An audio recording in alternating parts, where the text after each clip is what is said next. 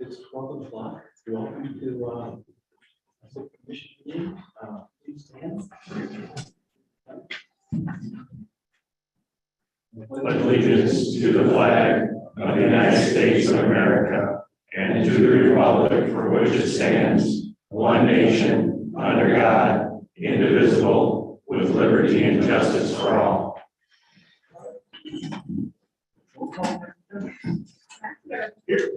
Demchak. Here. Todd. Here. Moody. Here. Hammer. Here. Form present. Item 3 is a consent agenda. The purpose of the consent agenda is to expedite business by grouping non-controversial items together to be dealt with by one commission motion without discussion.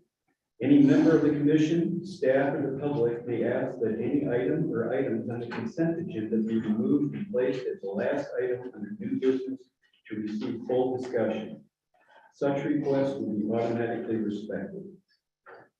Is there anyone in the audience that would like an item removed for commissioners? If not, I would entertain a motion to approve the consent agenda. Make a motion to approve the consent agenda as presented. Roll call. Minchuk. Aye. Conklin. Aye. Moody. Aye. Needhammer. Aye. Lassiter. Aye. Motion carried. Okay.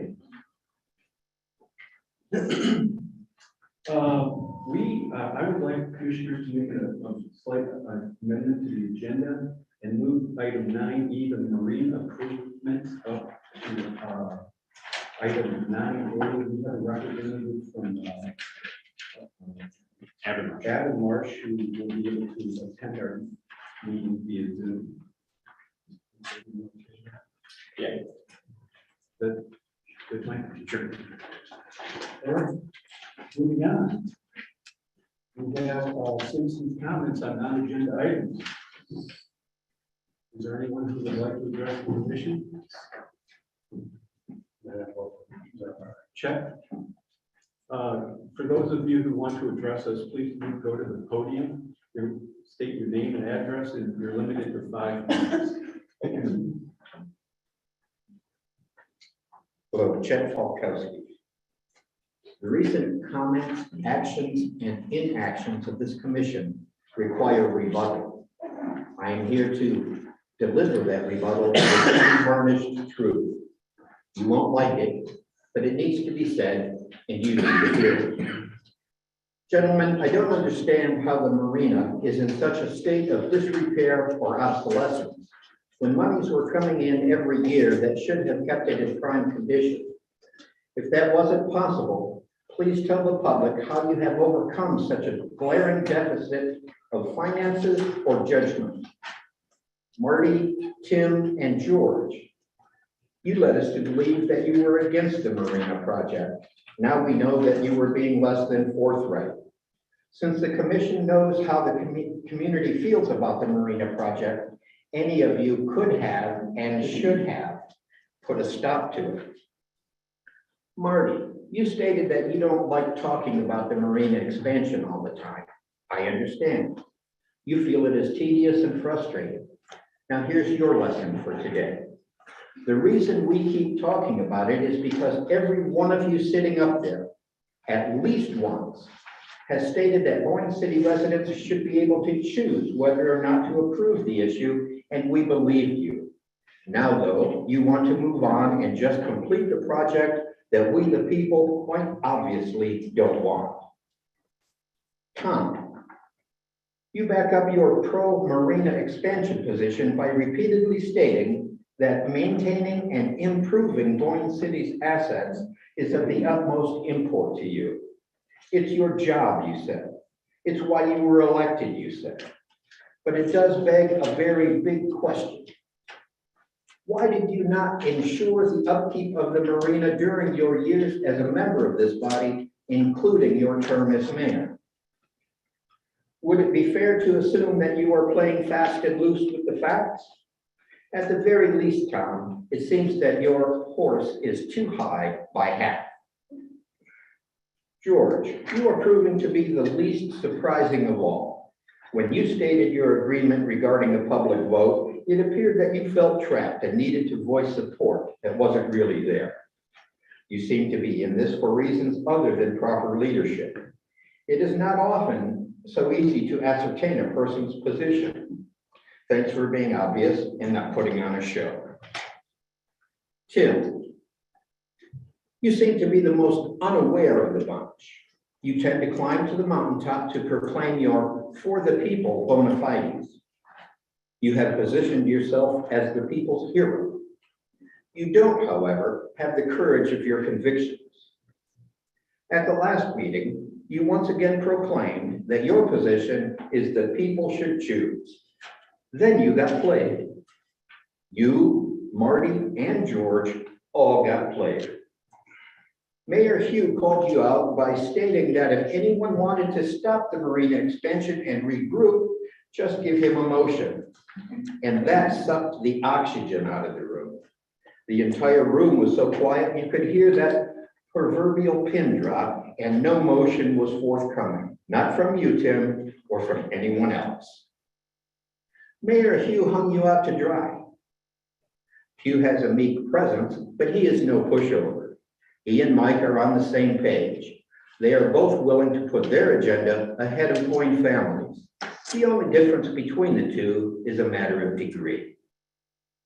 See, I told you you wouldn't like this, but I'm doing you a favor. And I hope that each of you will take some time to consider what was said here today. In the meantime, how about paying attention to the many voices that are in opposition to the actions of this commission? Thank you. God bless America. Anyone else?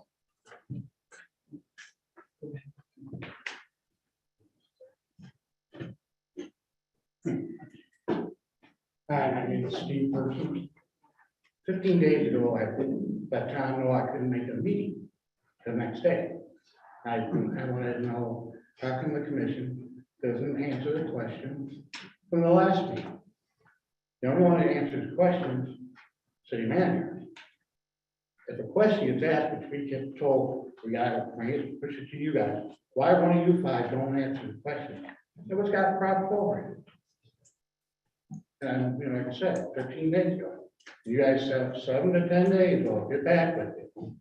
I guess I didn't explain it well enough, Tom.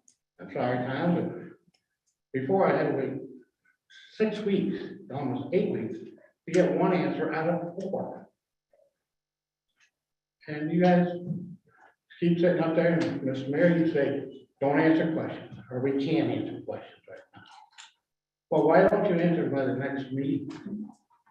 Or at least show you're doing something about what somebody said, instead of just, well, put it all in one group, it'll be good. That's what I have to say. What was the question that you asked at the last meeting? I asked why you guys do not speak up or answer questions from the meeting prior. Some of the time there's nobody asking questions, some of the time it's 1 or 2. You guys don't answer. You think one of you 5 up there on that board, which we help either vote some in or not, would give an answer to show the concern. But you don't. You sit there and say nothing. So that's all I got to say. Can I respond to that real quick? No.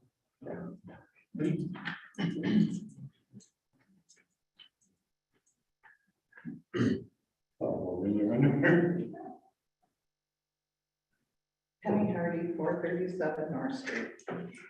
You know, I never would have claimed to be perfect, and in some open discussions with 2 of our commissioners, I decided they were right. I had taken a pretty negative track with a lot of this. That isn't what I want to accomplish. What I want to accomplish is the people of this city determining what's going to happen with their marina. That's all I want to happen.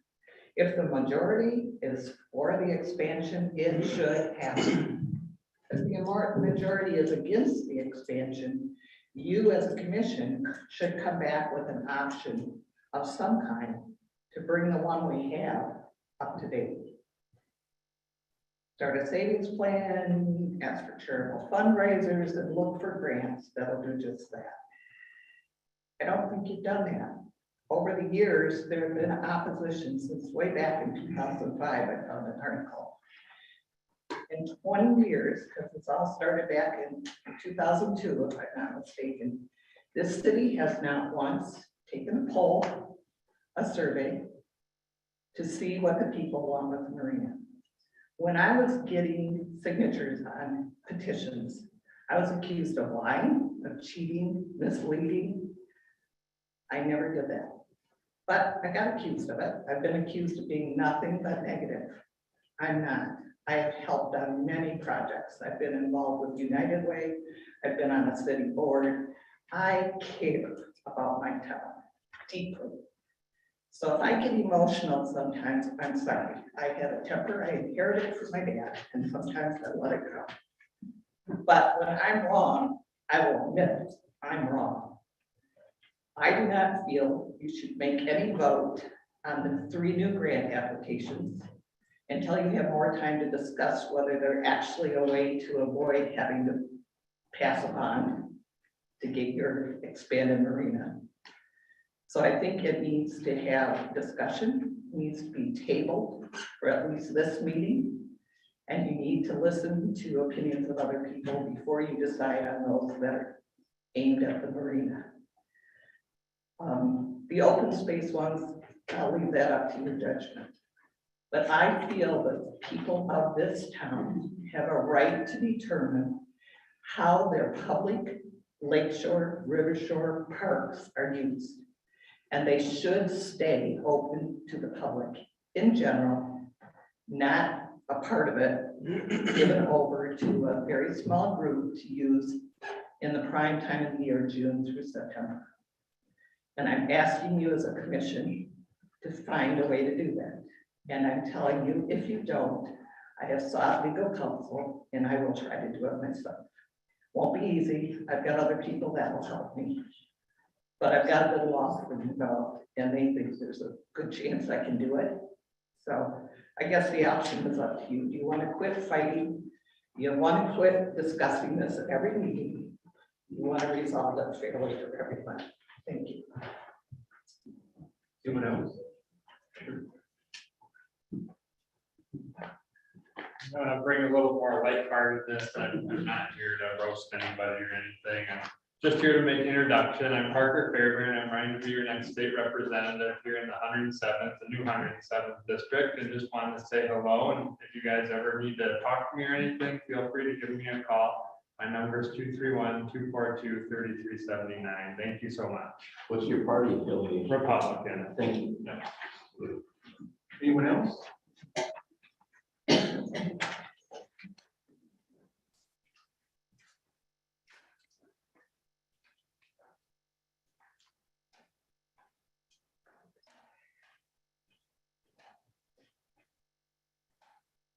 Morning or afternoon. Sandy Baker, 526 East Lincoln Street. I don't need to repeat a lot of what's been said. We did put in the correspondence a list of questions that are very specific about the EDA grant and its status. And I do believe the public has a right to know specific answers to those things so that we know what the feedback is back and forth between the agencies, but most importantly, to give, I guess, the commissioners full visibility to where it's at. Because at the end of the day, when the EDA makes a grant award, you have 45 days to accept or not. And that's not a lot of time to be able to resolve all the questions around financing, size, shape, or form, and so on. Without those facts, you don't have the ability to make an informed decision. So that's specifically why the correspondence. Today, you're going to add to the confusion with 3 more waterways grants that segment the repairs that need to be made. And I'm going to echo the statements that others have made. To me, and this is like a dog with a bone, the core issue of whether or not the marina should be expanded should be the starting point. The starting point. There have been so many resources. The 20 years that people are talking about is because the community pushed back. And we do believe that when we elected the new group on November 7th, that was the mandate of the people. Somehow or another, that core question needs to be resolved so that the resources that are being wasted, not only of the community, of the staff, of the city, but of our government. We're continuously told that the marina is crumbling in its spot.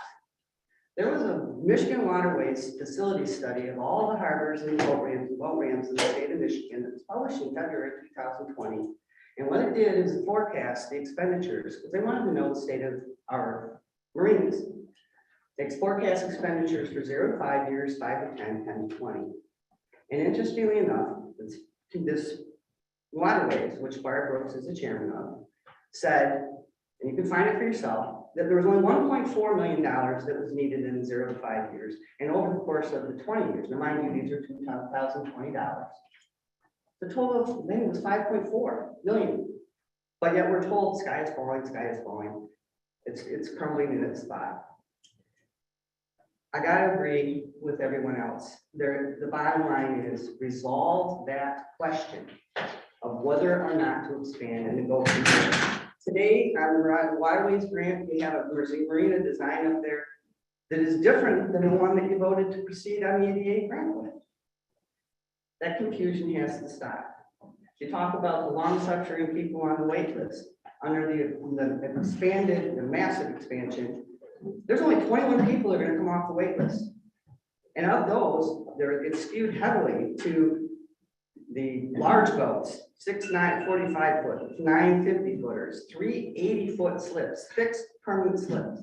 Is it the responsibility of Boyne City to satisfy that elite class? That's not going to serve the average Joe public that has a 20-foot, 25-foot boat at the end of the day. I beg you, I beg you, I beg you, please deal with the core question of whether or not to expand it, and then we can go from there. Lastly, I'd like to make a personal public apology to George and Marty and Tim. I published a Facebook post that was rather scathing. And when I came to realize, in fairness, I do believe the mandated November 7th was specifically about the marina in large part for the public. But I didn't give you guys credit. I didn't give you guys credit for the fact that you'd only been on the job 5 weeks. And I don't have visibility to what's going on behind the scenes. You're learning the lay of the land. You're learning how to deal with City Hall and the forces that be.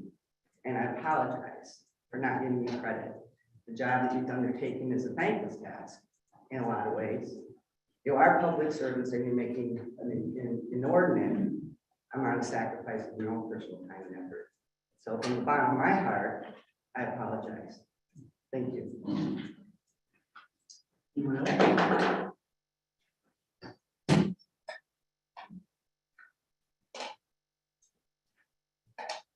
Good afternoon, Mayor, Council.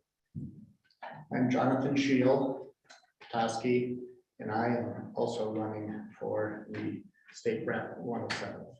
I'm here this afternoon with my son Preston, who is 6th generation Northern Michigan. His great grandfather with the land grant after the Civil War came to Northern Michigan, Harbor Springs area. I want there to be a 7th generation of our family in Northern Michigan. I want you, your children, and your grandchildren also to have future generations. And I believe we have to have a changing, more inclusive economy for that. How do I think we get there? I think we get there with local control. Our state legislature, I believe for a long time, but more recently, has mandated things to you, Boyne City. I think they are smarter than you in this room for your own city. That's got to stop. Unfunded mandates. Same thing, they're putting rules, laws into place that are costing you and your citizens money. Our infrastructure, after a big deal with gas taxes a number of years ago, our infrastructure is going to get paid for, fixed. We still get short shrifted up here with the funding formula. That has to change. I'm not talking just about roads. I'm talking about water systems, sewer systems, talking about broadband. We're going to have a good economy for our future children. We have to have solutions for all of that. Finally, this afternoon, housing. Housing is a gigantic problem here. We have problems with getting our employees situated, our employers, our children, all of that is stifling our economy. I started out as a carpenter, was a general contractor in Michigan, and then worked for developers, both profit and nonprofit. Was part of building over 200 housing units in Northern Michigan. a fair amount right here in Boyne City, working for Northern Homes.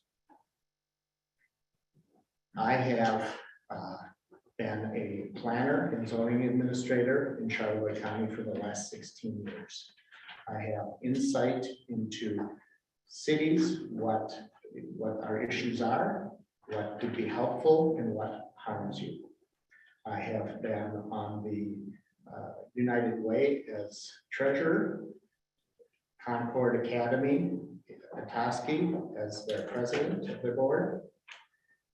I have been vice chair of the Friendship Center in Emmett County, Commission on Aging, and I have been an Emmett County commissioner.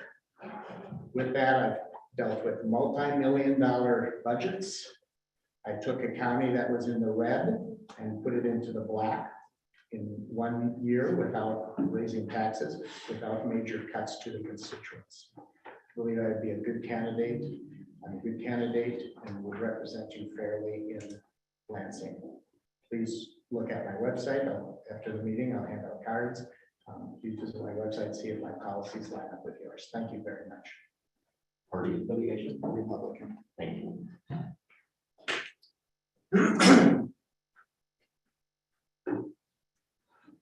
Larry Shute, 414 High Street.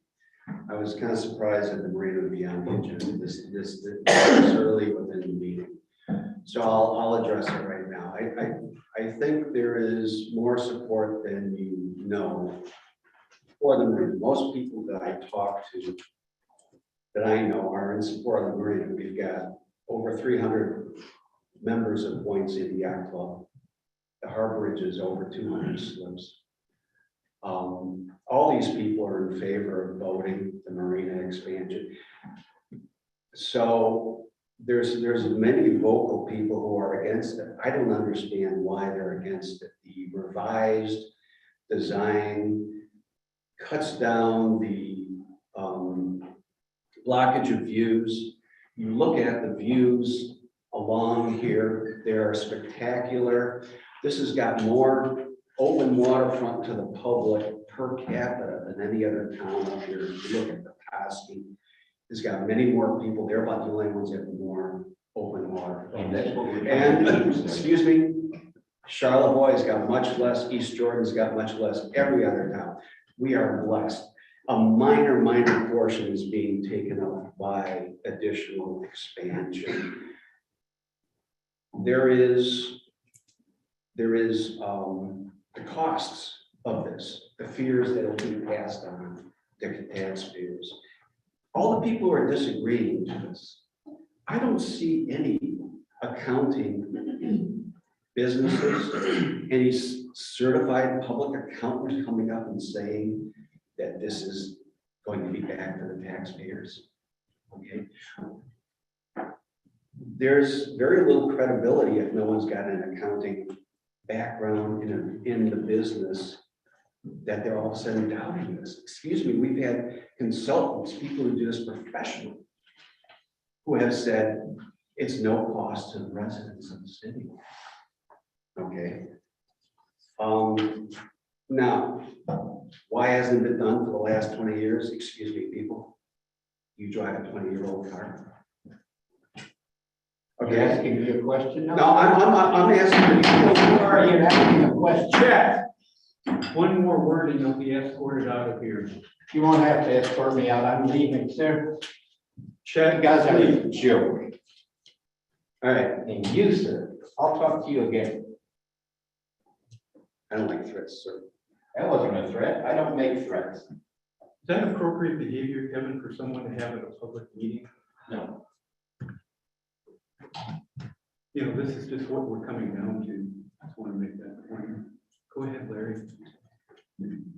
The point is, yes, there have been repairs made for 20 years. Okay, just as you make up repairs on your car, but yet after 20 years, or maybe even just replace the car, stuff gets old. Entropy happens, the law of entropy. It's like things deteriorate if you don't do something. It's like the law of gravity, things deteriorate.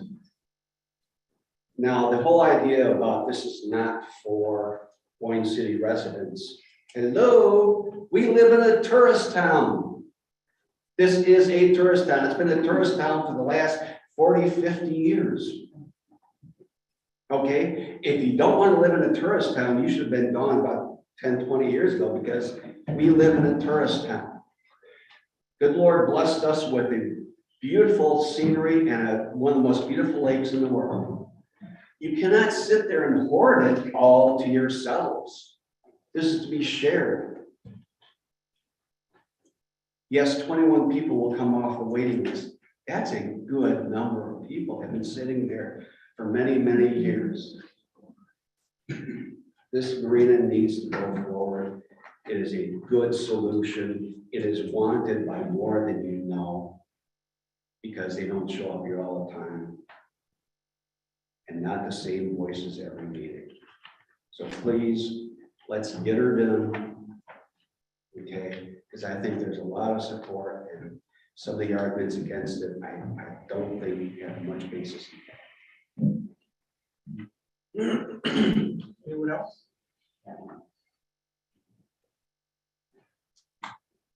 Okay. Moving on, we can go to correspondence.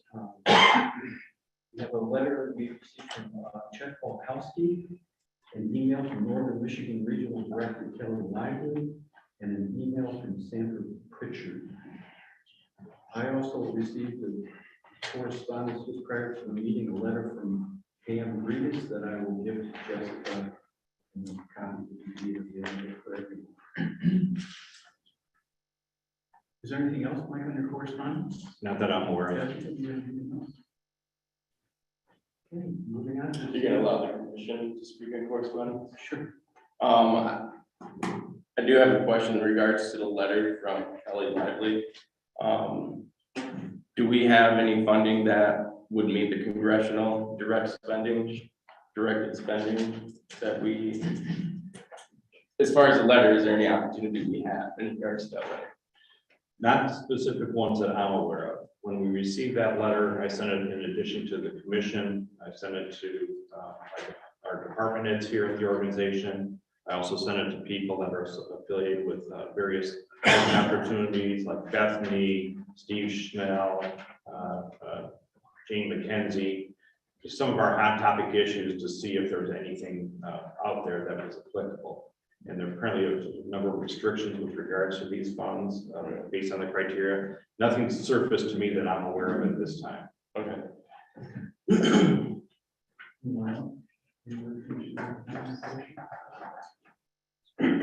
Okay, Mike, city manager's report. Certainly.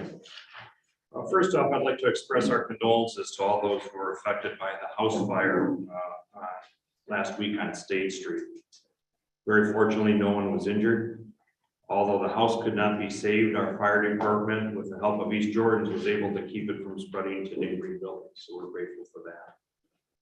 Hopefully that will serve as a reminder for people to check their smoke detectors, which we're supposed to be doing whenever we change our clocks. So again, take that to heart. These things can happen, and you'd rather have the tools to help you save you when the worst occurs. Mayor Conklin, Mayor Pro Tem Nemechek, Commissioner Needhammer, and myself had a productive day at the Michigan Municipal League's Capital Conference in Lansing last week. The opportunities to visit the offices of our state senator and state representative at that time. So we made some good contacts, visited a lot of vendors, and I'm sure we'll hear more about it as time goes forward. Last night, the Planning Commission meeting was broadcast on Zoom using the OWL system, and we were able to record that meeting. We were not able to broadcast it on YouTube Live like we had hoped, but the meeting was recorded. It is now available on our YouTube page in case anybody cares to take a look at it after the fact. We're having some sure signs of spring as we just look out the windows right now. We've turned off the water for the ice pole in Sunset Park. And we've basically advised a few customers that we have running water to avoid freeze-ups, that it's now safe to do so. And I don't know if you watch the newspapers, maybe it just gathered my attention, but as far as I'm aware, we had very few water freezing incidents this last year, especially compared to some of our neighboring communities.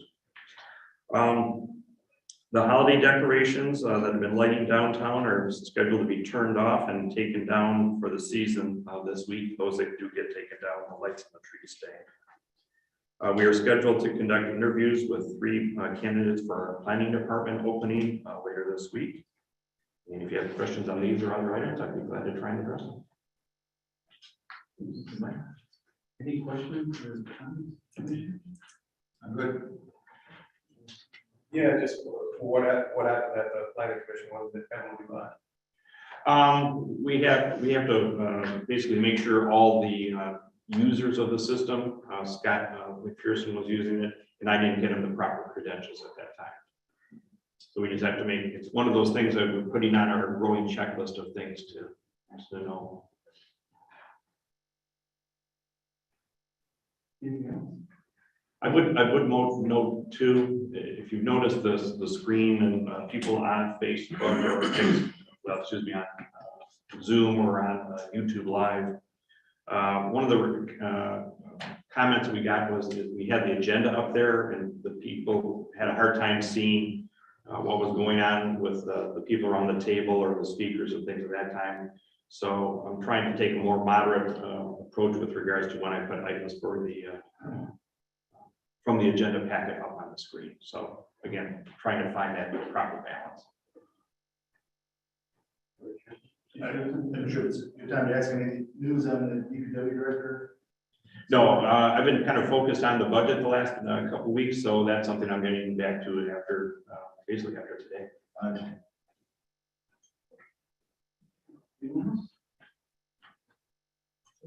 Moving on, under reports of officers, boards, and standing committees, we have the February 2022 financial statement.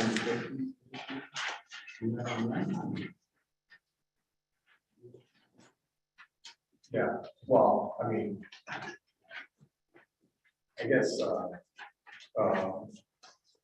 we can move it on down and we'll get through the rest of the month. I had some on every page. It's up to you. If you want to do one.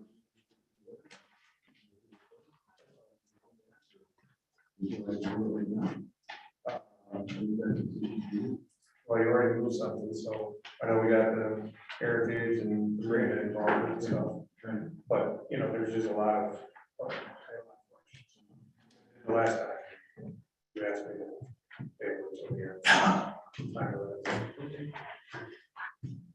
All right, under old business, we have nothing. So moving to new business, we move to marina improvements waterways grant application 9A. Consider the recommendations from Executive Assistant Harbor Master Bart Brooks to approve moving forward with 3 separate energy and waterways grant applications for landside utilities in an amount of up to $262,200. Waive attenuators A3 and A4 in the amount of up to $514,130. And dock E replacement plus utilities in the amount of up to $195,980, and authorize the city manager to sign and submit all the necessary documents. Mike? Let me just get to the right spot on my screen and move this.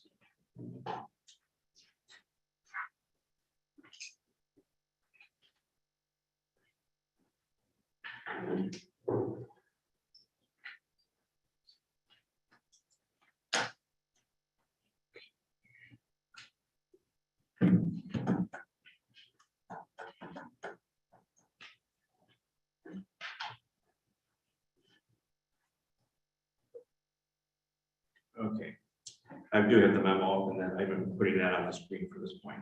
Barb Brooks is away and not able to address us herself, so I'm going to address it for the commission. The city commission, as has been mentioned a couple times, has been talking about marina reservations for many years, over 18. One of the first steps in moving forward with large construction project is to secure as much outside funding as possible. At least that's been a practice of the city over the years. The main source of state funding specific to harbor operations traditionally is the Michigan Department of Natural Resources Waterways Division. They provide an opportunity for a 50% matching grant to municipalities that are willing to enter into a grant and aid agreement with the state. The city of Boyne City already is a grant and aid community due to the grants that we've received over the arena throughout the past 25 years or so. Staff is proposing that the city commission consider submitting 3 separate projects for possible grant funding.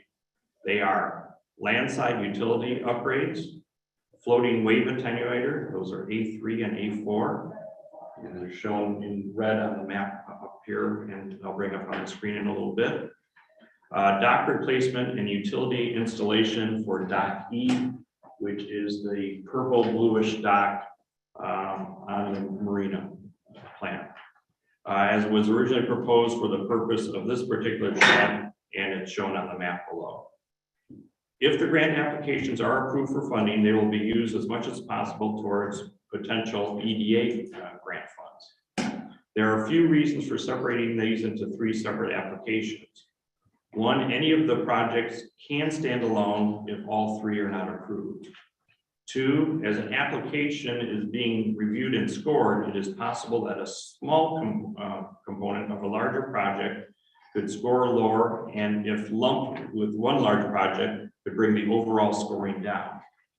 And 3, if you're not successful in receiving funding from the EDA, we could still move forward with 1 or possibly all 3 projects, depending on which projects were approved and received fund availability. We are still a couple months away from learning if we are successful with the EDA grant. When we were at the Michigan Municipal League conference last week, there were representatives from Avonmarsh and also Baker Tilly and Miller Canfield at the conference. They had booths there, along with many of the other vendors that were there as well too. So I know a number of us that went down there took the opportunity to ask the representative from Avonmarsh who was there, do we know when we're going to hear that grant results? And they basically said 2 things. 1, it's probably another 30 to 90 days out before we hear something back. They also said that usually if you don't hear something in the first few weeks after the grants are submitted, that's generally a good sign, because things either get kicked early or they continue on the path. So again, we don't have any idea specifically if we're going to get funded on that yet or not. But the indications that I received talking to the representative there was that he was feeling more optimistic than not. So we'll see. Continuing on for today. The city was awarded a waterways grant in the amount of $392,441 rounded dollars in 2021 for the construction of Dock B and floating wave attenuator section A2. And the shortened versions of those are basically, this is the section of A2 that is being talked about, and this is the section of Dock B. And it was noted, and if you go, if I take this little sticky note out there, this is what it originally was, and as was submitted under the EDA grant, we shortened those based on what was discussed with the city commission. So for this grant application, we'd be still using those shorter parameters that we've talked about before. Staff would prepare the application using plans and cost estimates provided by Avonmarsh, the city's marina engineering firm. And those estimates were provided. We received updated numbers from them yesterday, and they were provided to the city commission and put on the city's website as well. The landside utilities, and this would include electrical and water service upgrades, basically on the shore that could be used to for any marina upgrades down the road, are estimated to be $654,638. The 2 wave attenuators, again, A3 and A4 that are shown in red on the map, that comes in at an estimated $830, I'll round it $9,000. And Dock E, again, the purple bluish section on there, that would be a little over $1.6 million. All of these figures include a 15% contingency amount. And since we're applying these, we're recommending that we apply for these grants separately. There is about $400,000 in overlapping costs that to allow the separate elements to go forward on their own with, if the city commission or the state wishes to pursue them separately, at least not all three. If all three go forward here and were approved by the state, that $400,000 of additional costs or duplicative costs could be reduced. A 50% match is being asked for with the proposed application. And that could either be funded through the EDA or some other funding source, possibly a loan. The direction for the city commission for all these many years has been to minimally maintain the current marina plan facility and plan for future improvements, which included the renovation and expansion, and seek out means of funding to keep the financial burden off the community itself. Using this direction, staff has been providing levels of maintenance for our docks, infrastructure, and buildings consistent with the vision of replacing most of the existing docks as part of a marina expansion. Whether that vision remains the same or changes, the grants being recommended today should help us maintain and improve long-term marina operations. Even with all of these grants, bonding or some type of loan will be necessary to complete the entire project. There are funds in the marina fund balance that could go towards a project, or some or all of it could be saved if there was ever a reason that marina revenues could not cover the loan payments, or in the event of an unexpected expense to arrive. Until we learn the status of all the grants the city has applied for, the amount that would have to be borrowed is unknown at this time. The city's financial consultant and engineering firms will convene with staff as we have more information on all the grants and discuss possible options and bring that back to the city. So it's the staff's recommendation that the city commission approve moving forward with these three separate MDNR waterway grant applications for the landside utilities in the amount of $327,000, $327,319. Second, the wave attenuators A3 and A4 for $419,470, and docky replacement for $824,621. And authorize the city manager to sign and submit all of the necessary documents. Again, in the recommendation, those amounts are the 50% amounts of the totals that I provided earlier, and they came from the engineering firm Abbott Rush. I just want to talk generally, because I think, and add a little bit to Barb's memo here, because there has been lots of questions about, why the marina needs replacement of some of its components and things of that nature. And I think it was discussed here, and I think Mr. Shute brought it up as well too. The vision for the community for these nearly 20 years has been for a significant replacement of the marina. It's been in the last year and a half or so that there's been much more in the way of community conversations about doing something different than what was planned for all these many years.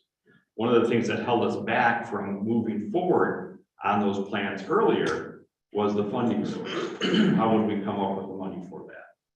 That nut appeared to be cracked, and I still believe is cracked to our satisfaction, that when we hired Baker Tilly to do a financial analysis for us on the marina project, and basically came and presented to staff and to the city commission at that time, that yes, there was a very strong case to be made that the marina could fund the levels of improvements that we have talked about over various times using the revenue stream from the marina, that it would not have to come back on the funds of the backs of the general citizenry of the city of Boyne City. Obviously, as it is discussed by many of our bond counsels and financial consultants, whenever we issue a bond, the full faith and credit of the city is behind it. So there is always that risk. But they are very confident that the finances are in place to do that. So up until we received that report from Tilly, we had been unable to document to our satisfaction that there was a revenue stream viable to bring the marina project forward. With that information in hand, things began to move in its current course. If it was not, if the city had been looking at a different direction with regards to its marina all these years, we would not have spent the money that we did, the 500,000 or much more, for making improvements like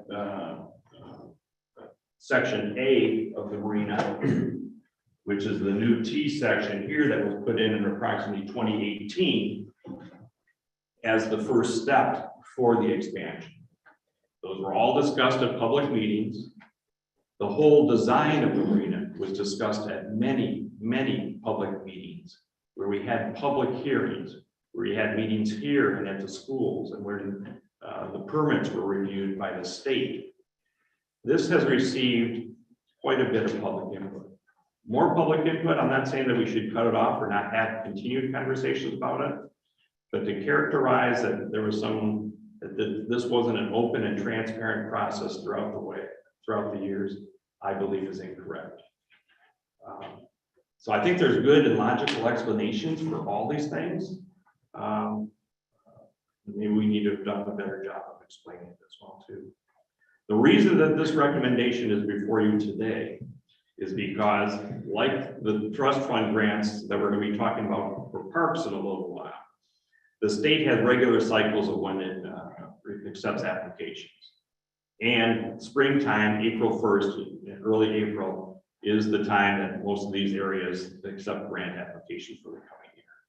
And that's why you're getting, you know, a number of requests coming to the commission at this time.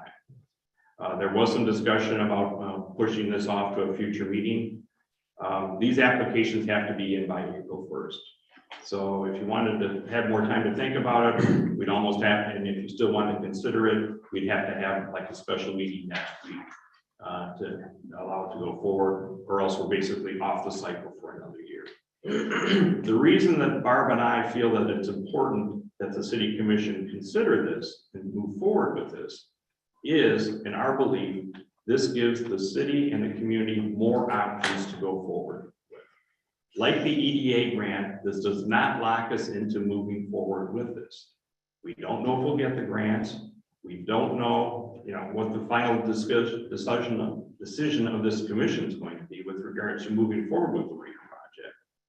But part of our jobs as administrators is to give you as many tools and as many options as possible. These applications, potentially putting more money at your disposal and leveraging either other grants that we can leverage off each other, you know, kind of double teaming and things of that nature, potentially give us more options. Again, none of this is guaranteed. And none of this basically says that we have to do any of it. But our job, I believe, is to give you as many options as possible. And this is another set of options that we think opens the door and possibly brings additional money to the table. And if it does that, further reduces the risks that any marina project could ever have to be paid for as a loan by the general fund if some unforeseen circumstance takes place. So we do have a representative from Avonmarsh. That's one of the reasons that the mayor asked to move this forward. It was available by Zoom. We're still working through our issues with regards to connectivity, as I'm learning this process as well too. But I can put them on the phone if we need to. I'd be glad to address any questions, and then I'll try and connect him, or whichever your preference is and how you want to move forward. Could you try to bring him right now? Yeah, give me a couple seconds here. And I'll be glad to do it. In the meantime, I have one question on the motion. How come the agenda doesn't reflect what the numbers that are in the memo? Do you have the revised memo?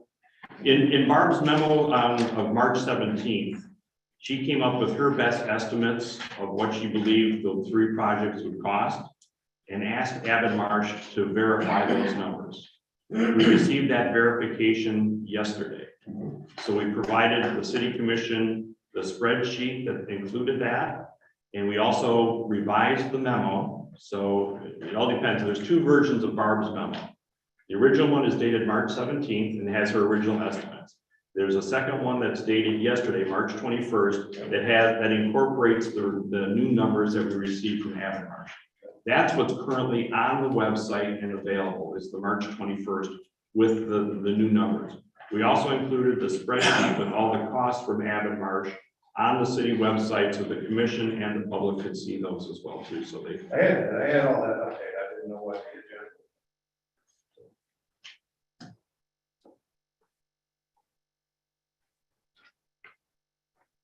That's a good point, Marty, and you're right. You may not have done that. If you're saying that the what's on the sheet here on the actual agenda, yeah, we might have missed that. Okay, let me go back to trying to.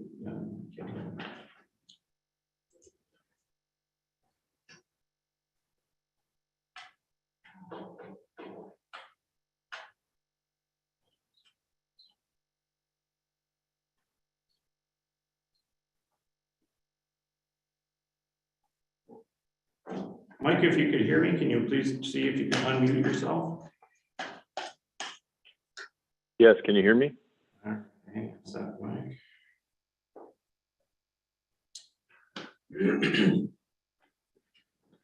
Mike, can you turn your camera on too? I'll ask to start video. Okay, we can see you. I can't hear you yet. That was a problem we had last time. So I'm not going to try and mess How about with it. now? I'm just going to call you and we're going to go from there. Can you hear me now? I'm gonna turn the TV volume up. Oh, we try that. Mike? Can you hear me now? How about now? That's a good point, Marty. And you're right. May not, you're saying that the, no. That's a lag. That thing, can you hear me? That's me talking. So let me call him right now.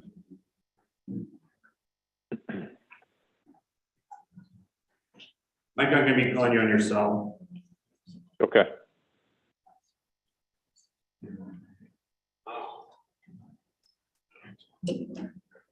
Give me a second here, Mike.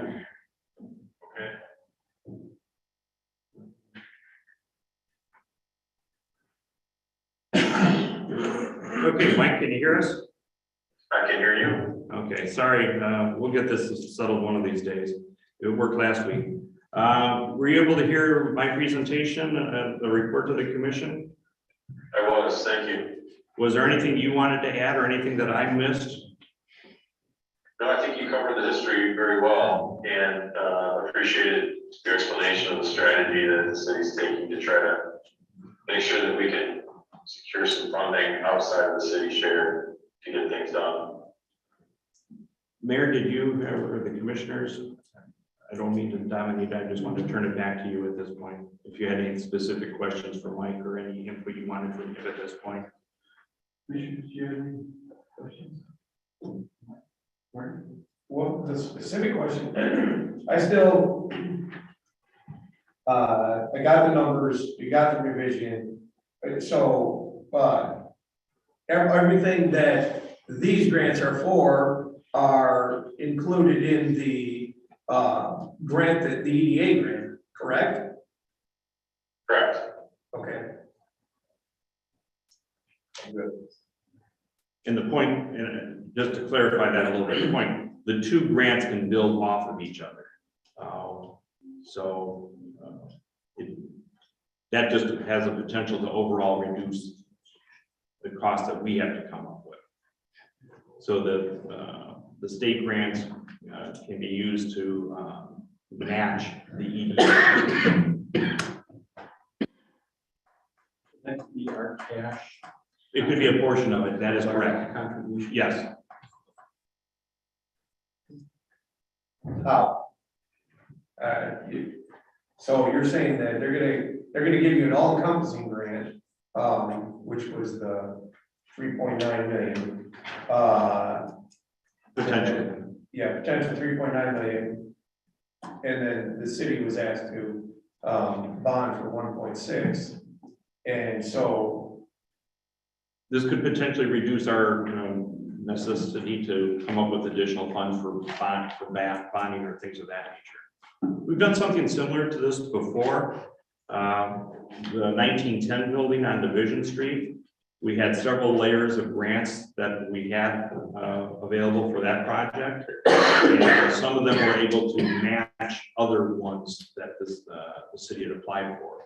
So we have one grant building on another grant, which overall reduced our overall money that we had to come up with as a community. So we try and layer things wherever possible to, again, leverage the city's tax dollars, or in this case, marina funds. So we have to use as little of those as local. It has a potential to reduce our risk if we got both grants. well, so using your math, then the EDA grant potentially wouldn't cost us anything, which I don't believe. It has a potential to reduce our costs. I won't say it won't. To reduce our costs, how much? I don't know. Okay, well, I definitely need a better number than that, because in having these on here, I will just say that, in reading through it, I was not in favor of, we don't even know where the EDA grant is, and that's what we've been fighting about, if you will, for the last 4 months, said, we don't even know if EDA is going anywhere, and yet now we're pouring, in some cases out here, gasoline on fire. But That's one way to portray it. It is looking to provide potentially additional options for new funding to come in to support the marina. And you're correct. When we apply for these things, we don't know if we're going to get $1 out of any of them. understood. Yeah. I'm in full understanding of that. I have no interest in applying for more grants. When we don't even know the status of the one that we have. I'd be happy with, what, we missed April 1st deadline. Oh, well, I mean, then, the federal government, the state government have always found a way to have plenty of pork belly spending. So the grants and funding will always be there. I'd rather kick that can down the road. Just my.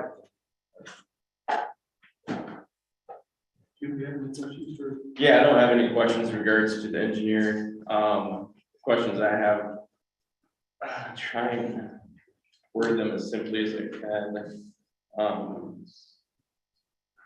Well, could I've got a question. Too. Yeah. Maybe he could move on.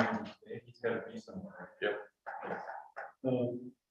I was wondering, Mike, what does it mean to be a grant and aid marina?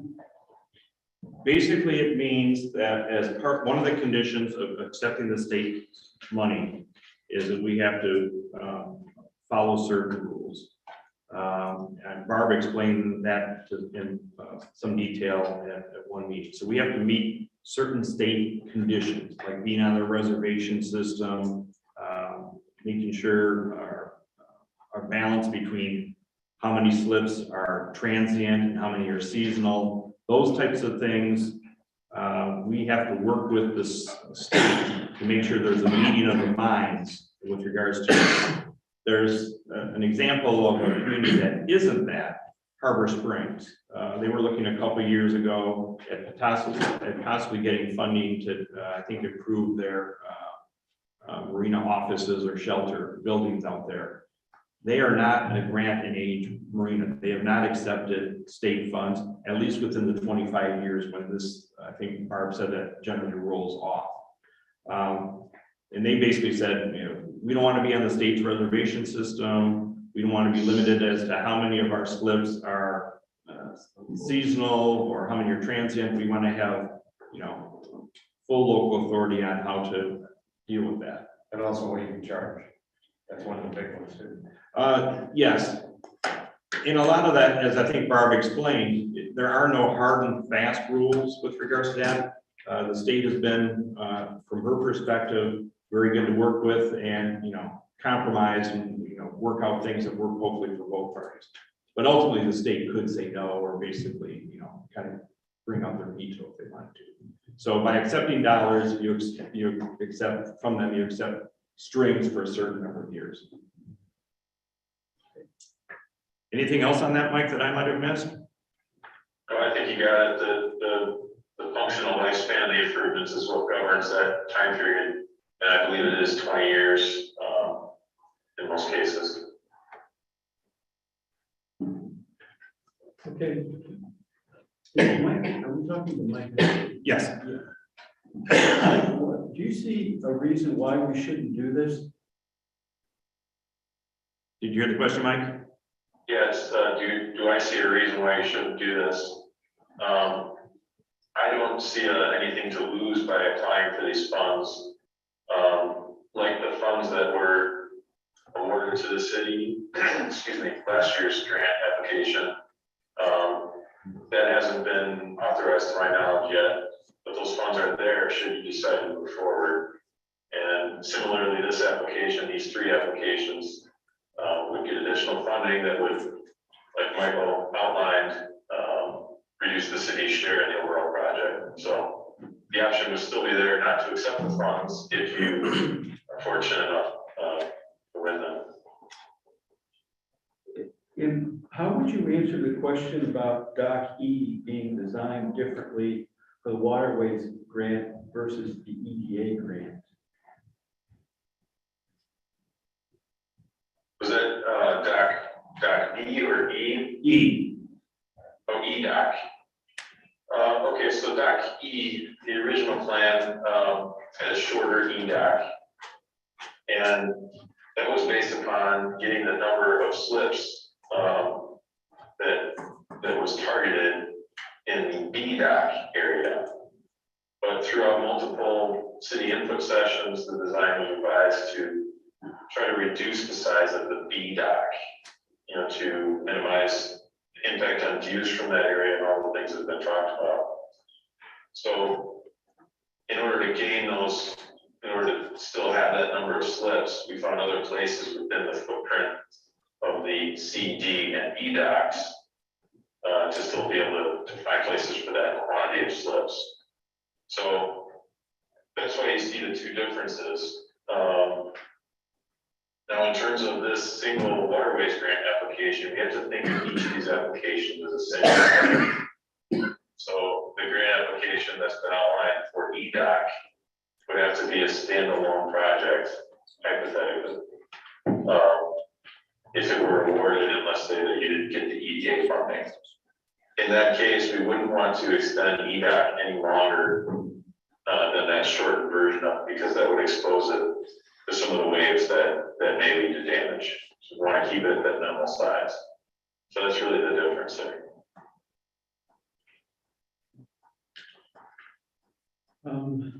So do you see a risk that the city is taking if it makes application?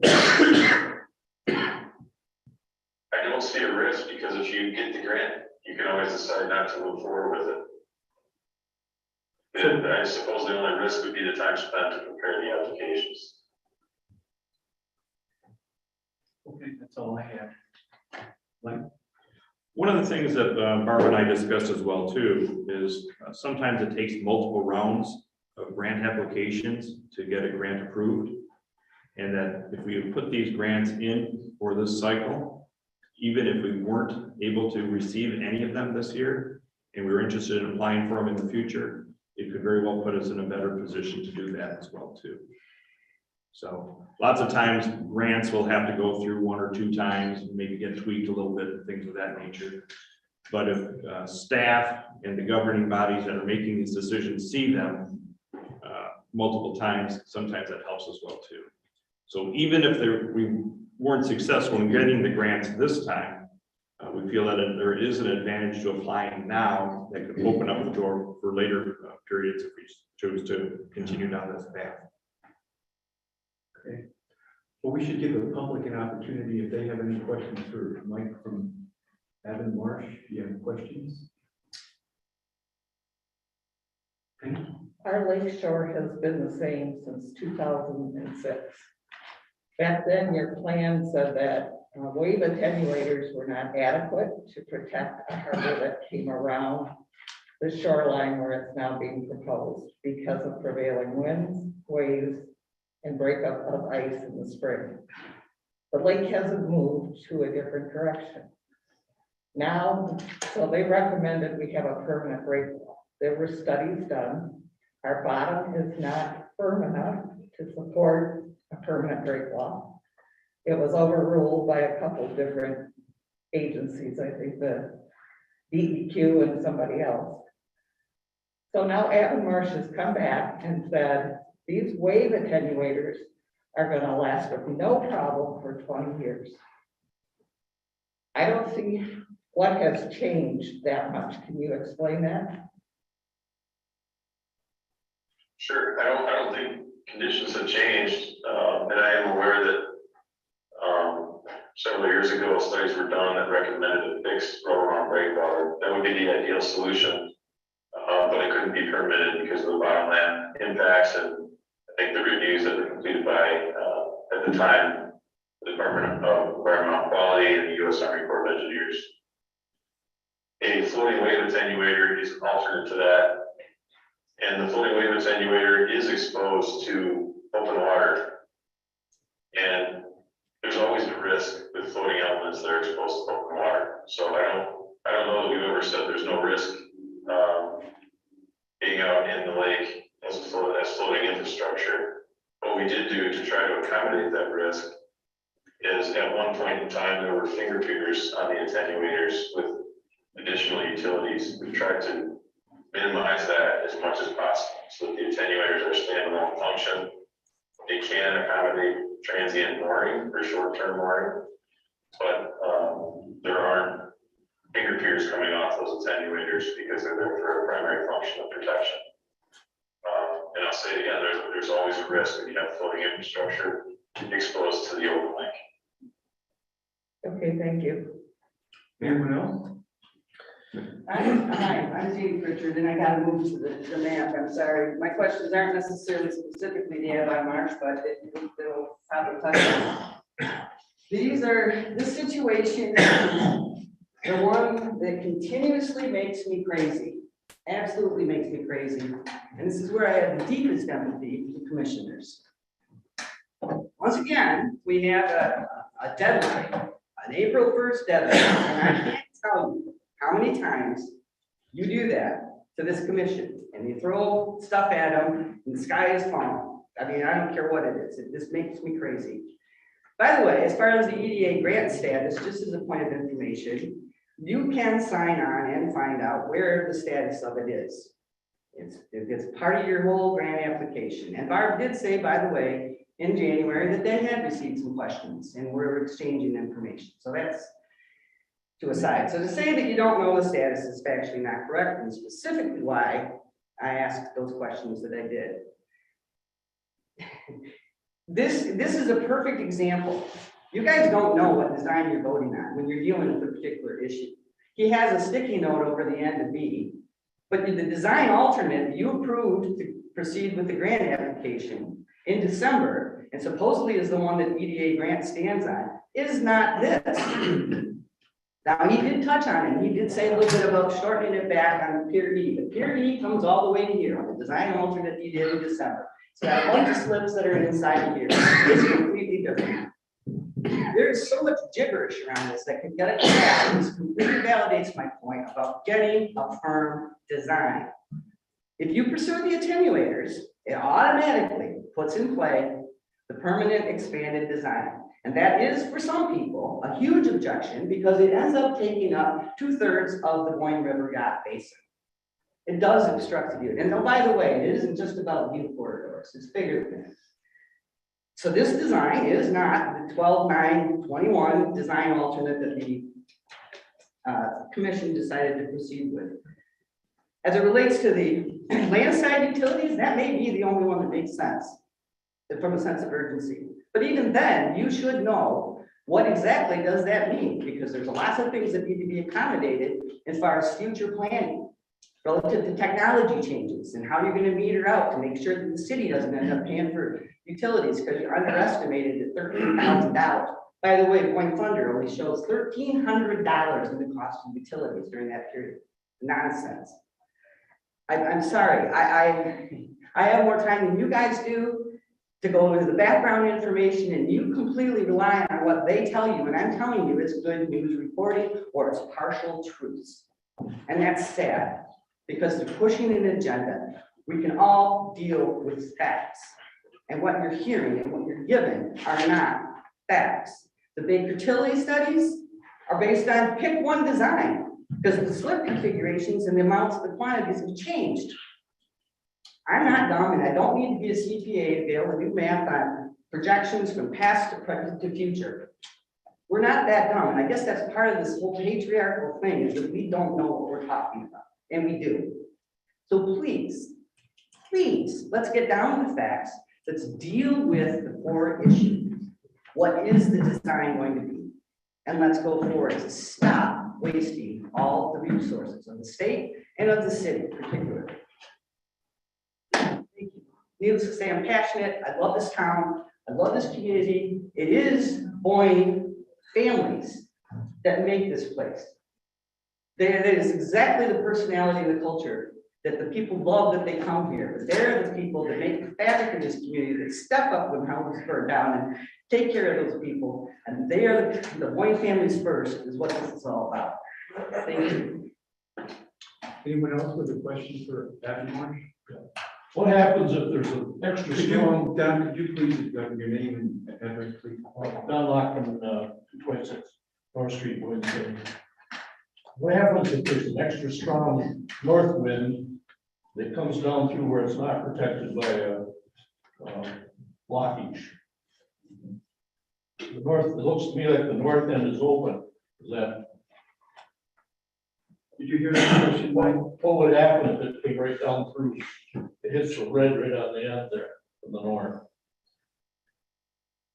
I think the question was, what happens if there's a north wind and how is that gonna affect the layout of the attenuators as they sit down? Is that right? Yes. So obviously we see winds from the north, however, the fetch distance in that direction is less. So a smaller wave would come from the north direction than would come from the westerly or west northwesterly directions. So the longer wind travels over water, the larger size wave may be formed. And in the north direction, that distance is much shorter than the west direction. Anything else, Don? Any other questions? Can I ask another one? I just thought. Let's just see if anybody else has anything. Any other questions? I had a question.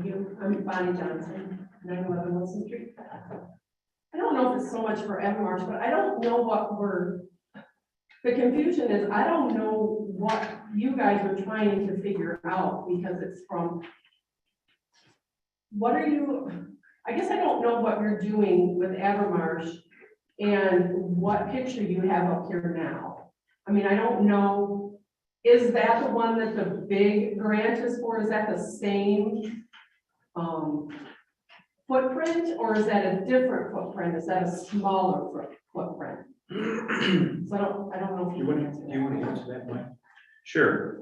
And we do have behind this one, if you want me to bring it up at some point, the plan that Barb most recently brought to the city commission before we applied for the EDA grant. All the items that are shown on this plan here that we're applying for, which are the landside improvements, E and A2 and A3 and A4. A3 and A4, thank you, are consistent with what was applied for on that plan that you approved or said go forward with before. All those components fit into this. This just happened to be the best drawing that we have without having a whole new one created that showed what we are applying for today. So all the components that are being discussed today are consistent or within or smaller than what was approved when Barb came to the city commission with a revised plan from Avon. So we're not saying that this is the plan. This is here to illustrate the elements of the wave attenuators, E, and the landside improvements. That's the only purpose for that, and I can understand why that might create some confusion. That's the drawing that we have available to work with, to best represent what we're trying to bring forward for the commission to consider today. Thank you. One more, pretty quick. My question is about water level. A couple of years ago, we had really high water that just flooded our park, eroded the shoreline. How much does the level of the water affect how well the attenuators work? Or doesn't it affect it? Oh, I don't think you heard me. Any hurry? Mike, did you hear that question? I did. I think the question was how much of an effect on waves and the performance the attenuator does water levels have. And the quick answer is we plan for the historic range of Lake Michigan and its tributaries, the range of water levels that we typically see. That 100-year range is 6.5 feet. So when we draw a marina layout, we consider low water and whether or not we're going to have enough depth for vessels that are going to use the docks. And we consider high water in the way that our gangways and ramps have to access the floating infrastructure. So to answer your question, on a higher water level, you have obviously more water depth, which can accommodate a larger wave. But in the case of this project, the attenuator is already in pretty deep water, where even at low water, I don't think the total depth that exists there will begin to impact the size of the wave that can reach the facility. So it really doesn't have a lot of effect on the waves. The thing that we had to look for here were in the shallower areas to make sure that the design vessel can access them in low water. Okay, thank you. Would you like a copy of the design that you approved in December? You might want to speak up on that. Okay, Mike. Two questions ago, you had your hand up on the. Whenever it's appropriate, there was some follow-up information that might address some of the questions that the community, some of the community members raised. But we do have about another 5 or 6 minutes with Mike before he has to leave and go to another meeting. Is am I correct, Mike? That's right. Thank you. Yeah, so any other questions for Mike from Adam Marsh? Yeah. We have some. Yep. Okay. So the numbers on the first memo to now for landside utilities has gone up 36%. And these are just numbers, and I've done them since I've got here because I just got the updated memo yesterday. On dock E, it's gone up 73%. Then dock A3, A4 has gone up 46%. So between the numbers when this agenda first came out and from yesterday, the revision, that's a difference of a little over $1.2 million in cost difference.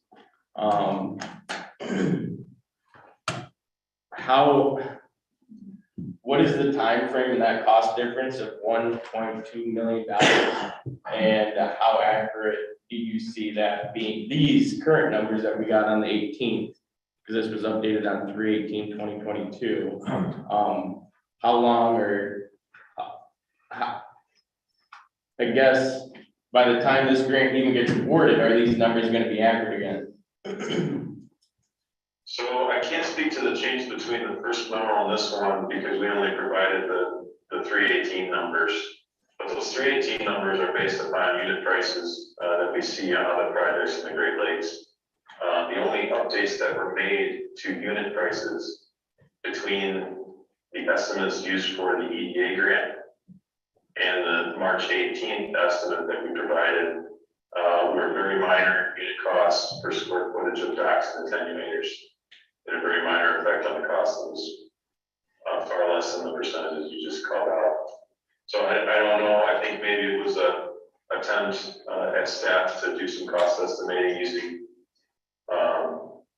you know, the wrong parts of the spreadsheet or something, but I can just speak to the numbers that were provided, and they're very much in line with the marina projects that we see throughout the Great Lakes. If these grants are awarded, the way they are now, with these designs, would that tie that grant being paid out to an expansion having to happen? So for the EDA grant, I believe the plan that's submitted is the plan that, you know, that you have to build if you accept the grant dollars. For the waterways grants, there's often some flexibility. For instance, you know, if one dock needed to be a little bit longer, or one needed to be shorter for whatever reason, typically the Waterways Commission will review those changes, but they've been, as Michael noted, they've been good to work with over the years with minor changes like that. So it would be up to the Waterways Commission essentially on if any changes could be done to these grants, to the designs after these grants are accepted with these drafts. Right. Anything else? Not really, no. Anyone else with a question for our Adam Marsh rep? Okay, well, thank you for attending on such short notice. No problem. I hope it was helpful, and thanks for all your work. Thanks, Mike. Okay, commissioners, I guess we could get into discussion. Kim, would you like to start? Sure, so timing is something that I'm frustrated with. One meeting prior to being able to say yea or nay, backs against the wall. It sounds like it's kind of understood universally that the time frame of when grants are out there, an opportunity, I would have liked to have more time on this material. I understand you always don't get that, but for this project specifically, shooting from the hip is not going to be a direction that I go with how much hyper focus there is in the community on this.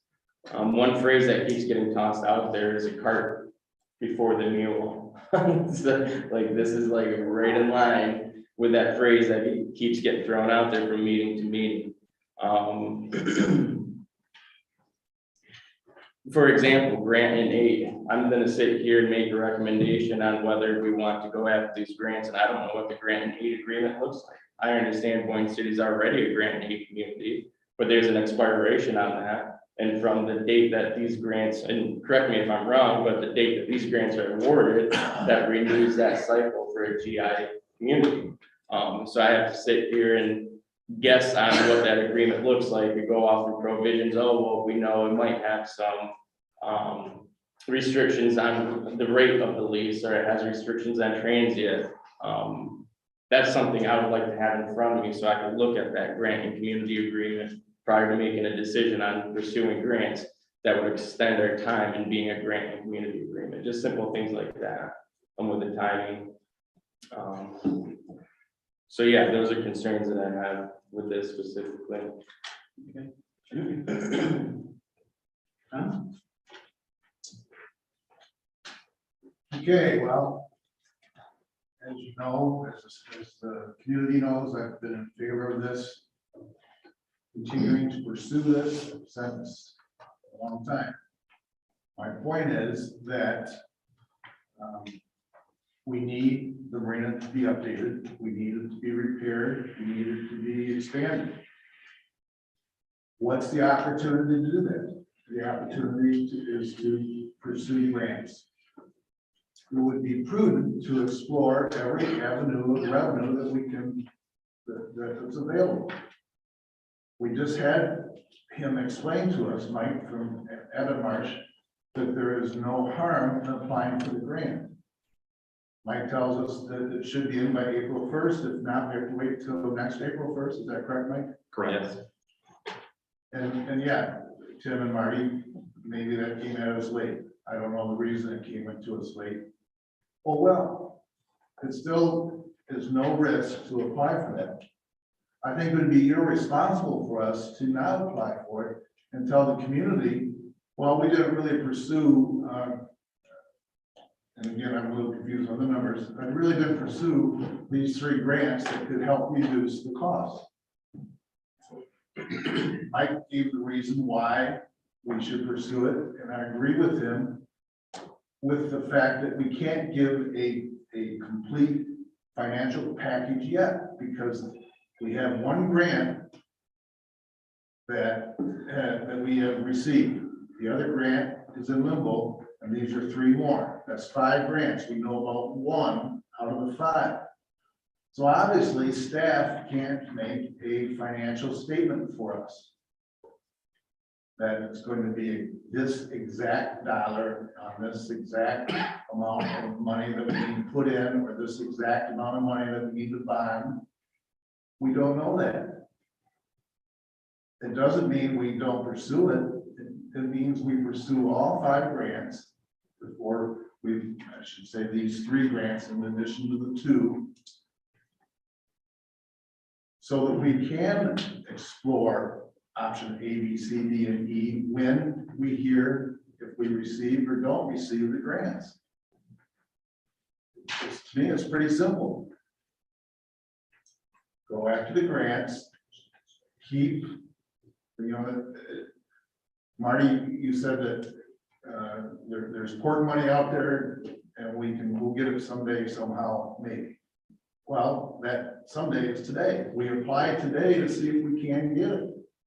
Once we get it, then we can have this discussion and put our financial consultants to give us a package as to how this is going to look. The plan in question, it's pretty close to what we talked about, or it is exactly what we talked about when we approved to keep pursuing this. Our decision 3 months ago, our decision last month was keep pursuing this until we get more answers. That's where we stand now. We need more answers. To get more answers, we have to apply for more grants. To get more grants that could be potentially piggybacked on each other, potentially reduces the risk or the cost to our community and our citizens, or the overall cost. We've been told by our financial consultants, this is not going to be a burden on the taxpayers because it's a user fee, just like our water department and our sewer department are paid for by the bond that built that wastewater treatment plant is paid for by user fees. This marina will be paid for by user fees. So, and now we have the chance to even reduce the cost even more. Maybe we have to borrow less on the bond. We don't know. But you won't get the grant if you don't apply. It's pretty simple. So we apply for the grants, and at a future date, when we have more information, financial information, we can put together the financial package. At that time, we can make a decision. Referring to the community, I know there's as many people that support expansion of the marina as do not support the marina expansion. So I get a little frustrated when we hear over and over and over from a very few local minority that the majority of the people are not for this. I just feel not. Did we not turn in a signature? Well, he is sort of disregarding that. Again. I'm not disregarding that, Mr. Mayor. I'm saying there's equal amount of signatures that would be in support of me. But my conclusion is there is no harm in applying for the grant. There is harm if we don't apply, because we won't get it. That's a given. We apply and we keep moving forward with the package together, the engineering package and the financial package.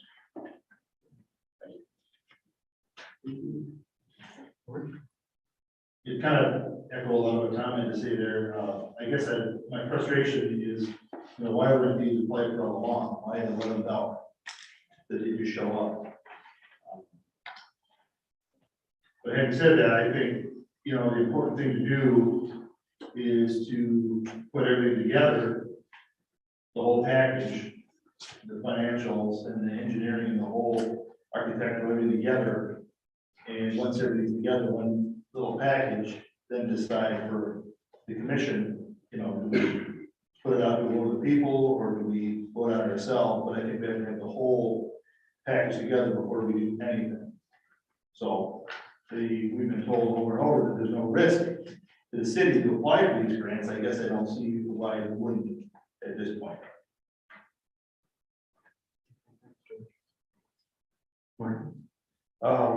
A couple of follow-up questions. So Tom pointed to the fact that, again, what George and Tom both just said, there's not any risk. The $392,000 that show up on the budget right now for the grant that was applied for last, and then we moved on from that. If the current grant, the current one that's in Lansing gets funded, the 3.9 million, 392 goes away, it gets sent back, or they send us a check for less. Yes, no? No. The two are compatible.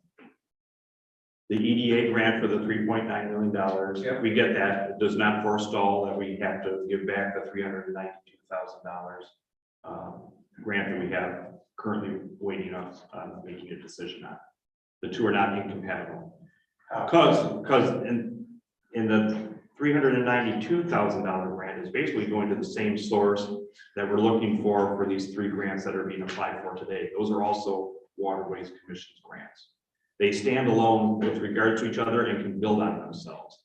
So 392,000 could be used, and it has been, I think, indicated by Barb that would help offset our overall costs.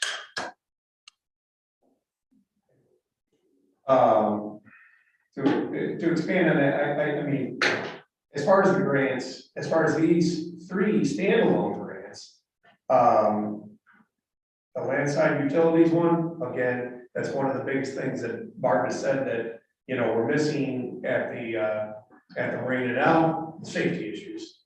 Let me rephrase that. The wave coordinators 3 and 4, if we don't get the overall all-encompassing grant, they're moot points. Because it's not, we don't need anything more than what we got there for the time being, until you figure out something else.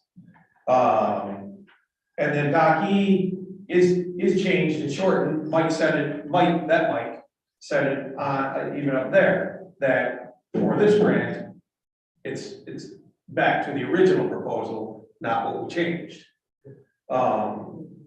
So I just, again, I said it before we even started, it's 11th hour. Tom, I understand, I respect your comment. We won't get the grant if we don't apply, but that's like that. You know what? I'm not going to win the Mega Millions if I don't apply, but I still. The user fees for the wastewater are completely different because we aren't told what we can charge. Not in the same respect as what these grants will limit you to on the marine. So all good points, but I think I think they need to be clarified on. And so, yeah, I don't see that. I'm not willing to be backed into a corner and say, here it is, we got to do something now. I have no problem waiting till next April 1st. I got one other question, whenever it's appropriate. With the landside utility upgrade, so like my question to Mike was, we're saying there's no risk, but if we're gonna spend the money, spend the work, and when I say spend the money, you're spending the time and hours and wages to focus on this and not focus on other, whatever needs to be done. And we get told yes on the grant, this design right here of the, like, I know it's different than the EDA one, but he explains why this is, E is being represented as different. So, yeah, there's no risk, but your hands are tied into this committed plan with the expansion. Now with the one grant, and I guess this is like one opportunity to try and figure out, if I would even consider the favoritism in this pursuing this one grant landside utility upgrades. Do those, is that scope of work there regardless of the expansion or not? Because of what we have now is outdated. We've needed the electrical upgrades for the last 15 years. They can't sustain the bigger boats and they have issues with the electrical being outdated. So that one specific grant, is that tied to the expansion, that scope of work, that dollar figure, the $654,000? No, that size, so that, and I think it's for electrical and water improvements as well too, to serve whatever type of a marina the city commission wanted to go forward, whether it's servicing something that's similar size to what we have now, or to cover the expansion that's necessary. But it's in the overall. It's in the EDA. Wasn't that your question, Jim? It's in the overall, yeah. Yeah. Is it? Okay.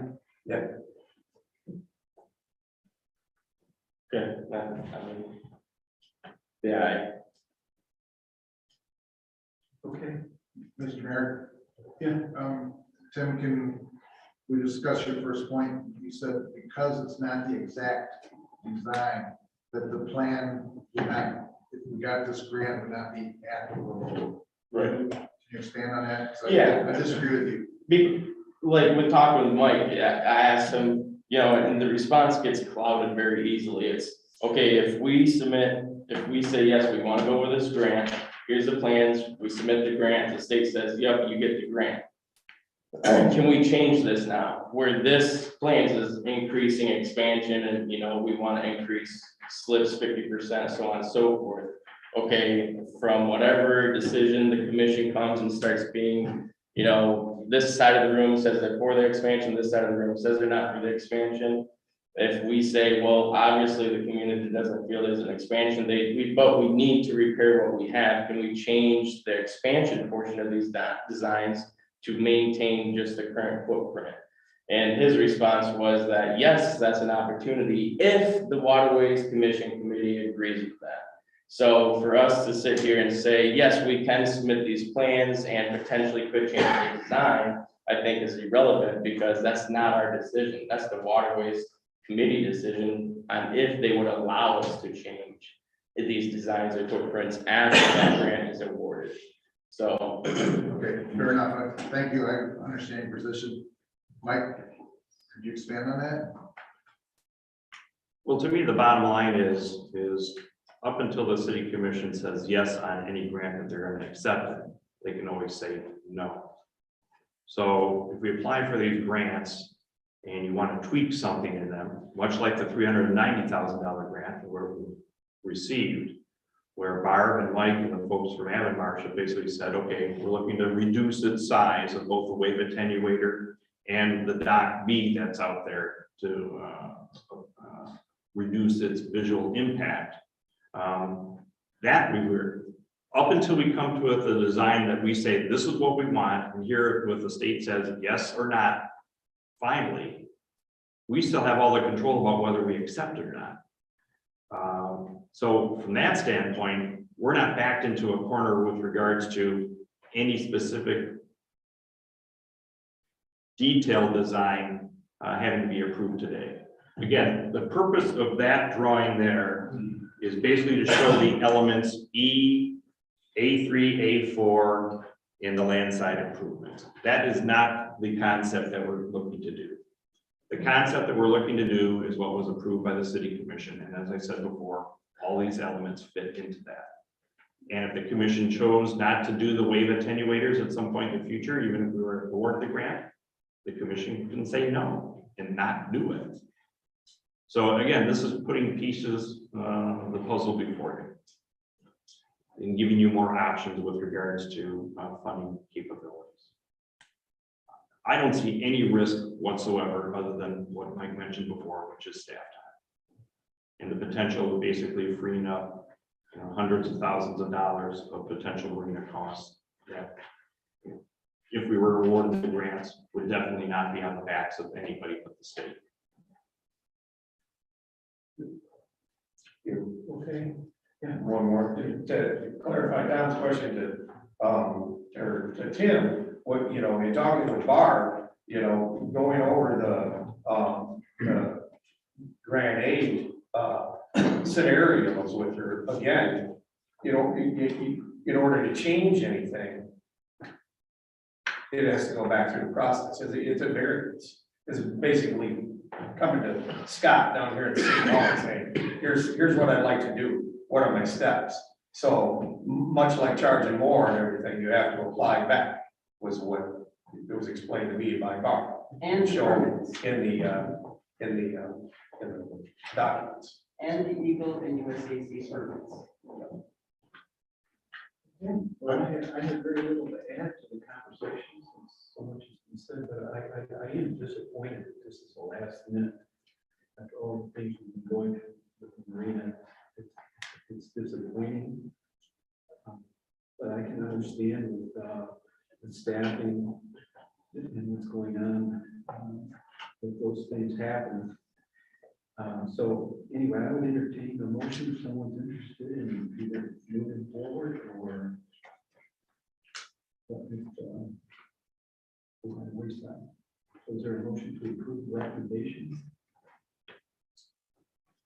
I'll make a motion to approve the recommendation from the Executive Assistant Harbor Master Barb Brooks to approve moving forward with 3 separate MDMR waterways grant applications for landside utilities in the amount of $262,200, lake attenuators 83 and 84 in the amount of up to $514,130, and dock replacement plus utilities in the amount up to $195,980, and authorize the city manager.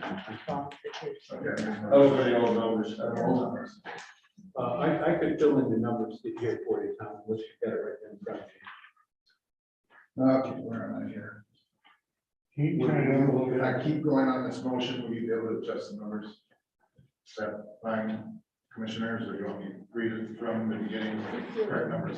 I understand what your motion would be. So the landside utilities in the amount of up to $327,319, wave attenuators 3 and 4 in the amount of up to $419,470, and dock replacement plus utilities in the amount of up to $824,621. Thank you. Those are the correct numbers. And for the city manager to sign and submit all the necessary documents. We have a motion. Is there a second? I'll second that. Is there any more discussion, commissioners, for the vote? Okay, Jessica, roll call, please. Franklin. Aye. Moody. Nay. Needhammer. Aye. Lassiter. Aye. Nemecheck. Nay. Motion carried.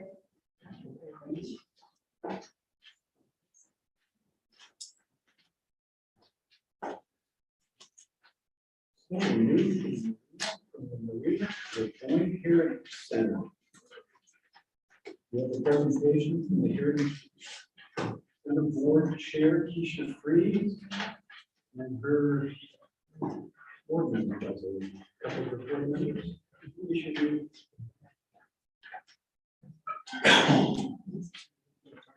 Can you turn the volume up a little bit? I'm having a hard time. On mine? Just on Yeah, mine? when you were talking, I had a hard time. All right, thank you. I think all of us need to keep practice. Moving the mics up close. Thank you. All right, Hugh, thank you. I'm Gal Litzenberger with the Heritage Center, as Hugh mentioned, and Keisha Freed. Really, the purpose of our visit today is primarily just to update the new commissioners really. George, Marty, and Tim, they haven't been as aware of what's going on with the Heritage Center, so we thought it would be appropriate to give them a presentation as well as any of the citizens here that want to learn more about what we've been doing since 2018. And so we're really not asking for anything at all. We just wanted to inform you what's been going on. And we thought the best way to do that as quickly as possible. Everybody's been through a lot today. I feel like I've been through the ringer, and this isn't even my deal, so it's incredible. But Keisha has put together a very brief PowerPoint, which she'll run through with you, and it answers many of the questions that she and I get routinely about what's happening and the timing and the costs and so forth. So she'll really handle it, and if she has anything she wants me to talk about, we'll do that. Keisha Freed, our president. Thanks, thank you. We'll just hit the road running. So the Boyne Heritage Center. So we recognize how much passion there is in our community for history and our heritage. So our mission is to be the expressive, living voice and collective memory of those who came before us, those who will come after us. Stewards of artifacts and an engaged, collaborative historical hub for our region. Our values are stewardship, integrity, service, collaboration, authenticity, creativity, and discovery. This is our story. For years, the city had a city-run historical museum. For decades, there was a historical society that did a lot of the work. The system just wasn't really sustainable. It was down to the city employees to run the museum, and they had their own full-time jobs to do. And when the plans for the new building came, and there was space dedicated for the museum, we just saw a golden opportunity to really bring the museum forward and make it an attraction, and just really bring it rich and full, and to tell our overarching story. I don't know how many of you have been in the old museum. I liked it because I love to go to antique stores and I love to just see old things. But really, there wasn't a very clear overarching story of the whole community. So that's what we would like to just bring forward a little bit more. Keisha, if I could pause you just a second, I'm gonna have to leave the screen here to make sure that we're sharing this online with the people that are looking there. If you could give me just a second.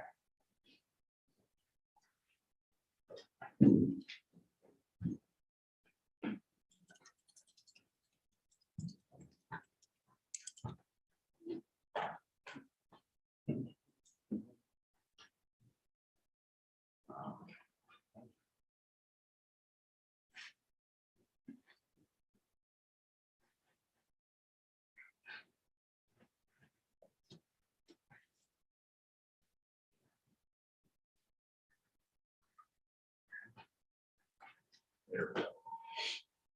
Okay, thank you. So a professional museum or a heritage center can really have some benefits for the community. Local pride and community, and I emphasize the unity because I think we're in for a little of that, and there's a lot of good things that can come from our heritage, and really is a force to bring us together. It can also be an economic engine, and give people something to do. It can bring people into the area. Some pretty impressive numbers from the Michigan Economic Development Corporation. 1.86 billion was spent by visitors to Michigan arts and cultural destinations, which includes museums. So then we got down to, how do you build a heritage center? And it was, I'm not kidding, in just 29,734 simple, easy steps. So what we did is, we did a ton of research. We looked at a lot of museums online. We visited a lot of museums, read articles on museums, read articles on how to develop a museum, how to develop a board, how to build a successful exhibit. So there was just a ton of information. And we formed a group, and the city did go to those things as well. From there, we had community input sessions, and it became pretty clear what the community thought that we should do. One of them was to form a new independent nonprofit group that would manage the museum so that it could get out from under the city, and have a group that was just dedicated only to the museum to promote it and manage it and preserve it. Our goal is to be financially self-sustaining. Another thing that a lot of people really liked was they wanted to include history, not just from Boyne City, but from the surrounding towns and townships. We would have a professionally designed exhibit. And finally, that eventually we'll need to hire an executive director and support staff. So once again, they can dedicate all of their time to promoting the museum, writing grants, making improvements, things like that. Our main area of focus is now Boyne City, Boyne Falls, Walloon Lake, Horton Bay, Advance, Ironton, and surrounding townships. And this does two things. It includes the whole area into it, and it just makes it more interesting. You know, the history from one area always affects the other area. The other thing that this does for us is it enlarges our opportunities for more funding, more engagement, more support. Our funding sources that we're anticipating are private gifts, corporate giving, grants, endowments, events, donations in kind, local fundraising, memberships, and merchandising. And there could be more than that too. That's just what we have on our list now. When this was decided to go ahead with this, together with the city, we decided to just put a halt on the finishing construction down in museum space. It just didn't make sense to finish it with drywall and lighting when we didn't have a design, and chances are that those things would have to be changed anyway. So that gave us a savings on that. The exhibit design is, we want something to be really powerful, really engaging, really energetic, to sort of match our personality of Boyne City. We will consider this a success if visitors leave saying, wow, that was so cool. Wow, I had no idea that those things had happened in our past. I would really like to read more, things like that. We put out RFPs for professional museum designers across the state. We interviewed 5 of them. And again, this was a group with the city, with our new community group that was with the goal to form a nonprofit. And the designer we chose was Joe Hines from Project Arts and Ideas out of Dearborn. Joe has been in the business. He's got about 35 or 40 years of experience. He's done a lot of work at the Henry Ford. And the following are just some examples of some of his projects.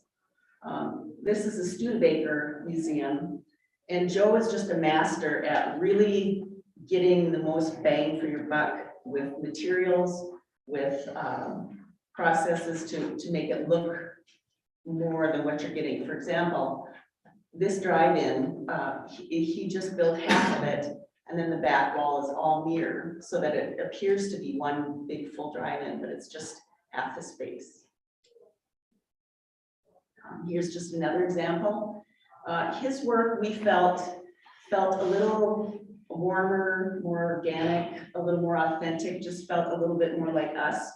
There was another design firm that we strongly considered, but their work was just a little more, I don't want to say plastic, but it was a little more polished, and Joe's just felt more like Boyne City. This is Bix Biederbeck. He was a jazz musician. This is a museum in Iowa. And Joe is very experienced at all kinds of fabrications. That this the figure that's sitting there is a representation of Bix. So he has a lot of resources. This one I thought was so cool because it makes you feel like you are at that train depot. The tracks going down the road or down the floor. And then the train at the end is just great big wall graphics. So again, a lot of effect for, not tons of money. The name of the exhibit for our interpretive center is going to be Boyne Before Us. And that sort of has a triple meaning. It means Boyne before, ahead of us in the past. It means what we have now in front of us, and it means what we will have in front of us in the future. It's basically a large circle, and there are 7 different sections that I'll go over right now. The first section, we call it foundational gifts. It's going back to the geology of the area. It will show the glacier coming through, how it formed landforms, how it formed the water, the bodies of water. And then it sets the stage for why were people attracted to this area and how are they going to use it throughout the next centuries. So our entrance is not going to be quite as cool, but it's going to be sort of a theatrical stylized representation of going through a glacial tunnel, an ice tunnel.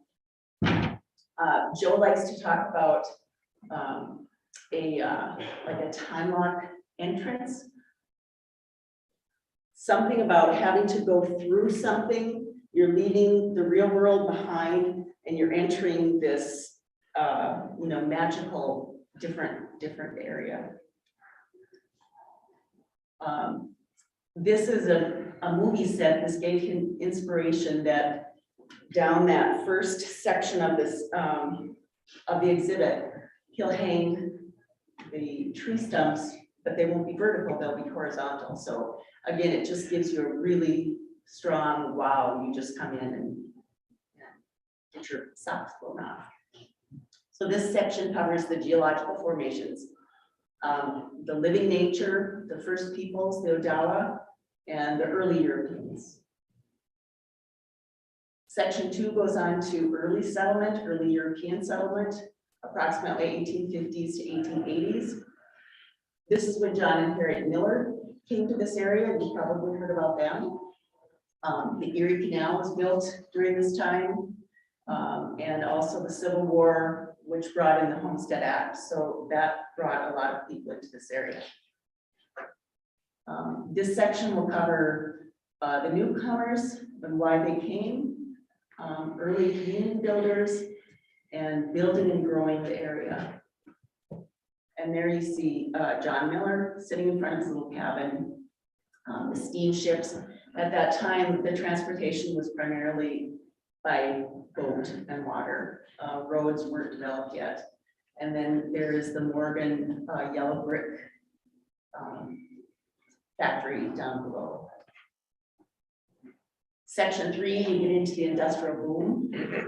At one time, Boyne City was the fastest growing town in the country. It was just boom town. Lumber was needed all over, and people were coming for that. Obviously, we'll cover the lumber, but there were a ton of other industries in Boyne City. I was really fascinated to learn the history when I moved to this town. We'll cover transportation, and we'll cover the impacts of what those industries did to the land. Section 4 is the La France, the glass room that has the La France fire engine and the 1904 tower clock. So that you go through a little hallway to get into that room. And obviously they'll cover the La France and the history of firefighting, the tower clock history, and also the history of the restoration that happened just a few years ago. Section 5 is culture and lifestyles, approximately again 1900 to 1920. We'll cover schools, civic groups, music, merchants, business. Oh, there, I just read the list. Agriculture, communities, the arts. And it's fun. There were a lot of, this was primarily a male town, but there were some extremely well-educated mover and shaker women that were in the area as well. Section 6 is the end of the lumber era and the beginning of the revival. That goes from 1920s up to about 2000. So we'll cover the end of the lumber era. A lot of people left town. Some people stayed. The land was polluted. It was used up. A lot of the land couldn't be sold, couldn't even be given away, so it was just abandoned. So Boyne City, it was sort of like a giant carcass on the lake shore, it was used up and abandoned. Then we get into Smeltania and how people went out to fish for food and a little extra cash. And what I think is typical Boyne City style, they did it with fun.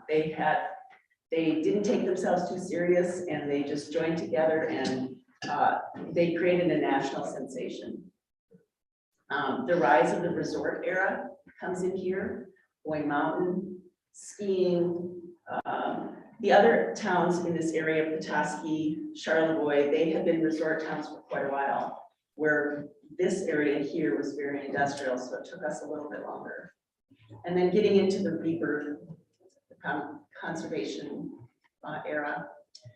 Section 7 is a large circular area in the middle. This area we want to leave that it can be changed, so we can have new exhibits, demonstrations, small gatherings, things like that, so that there's always something new to see. That was one thing about the old museum, is some people would say, well, I've been there and nothing was different, so they weren't really encouraged to go again.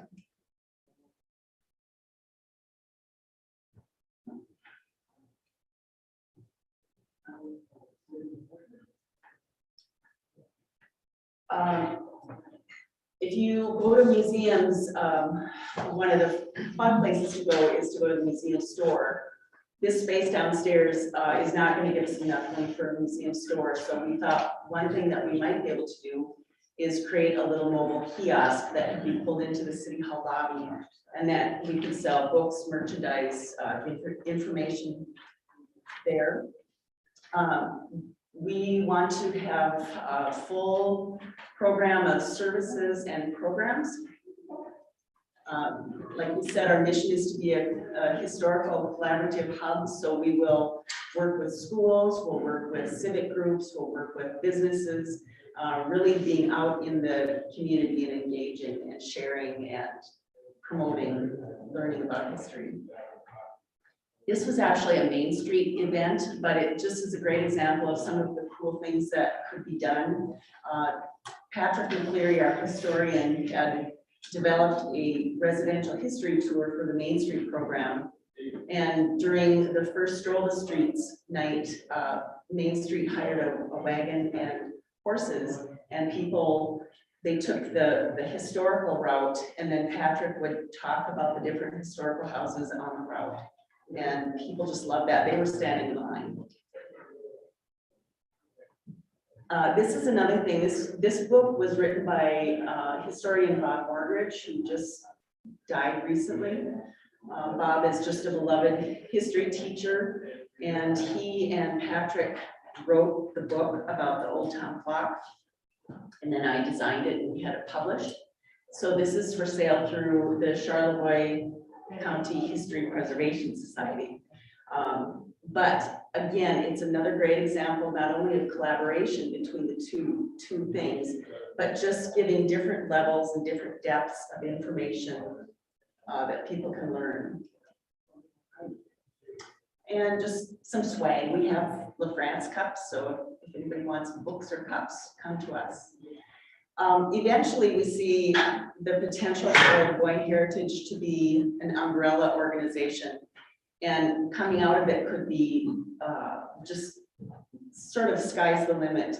There could be a storage, archive, genealogy facility.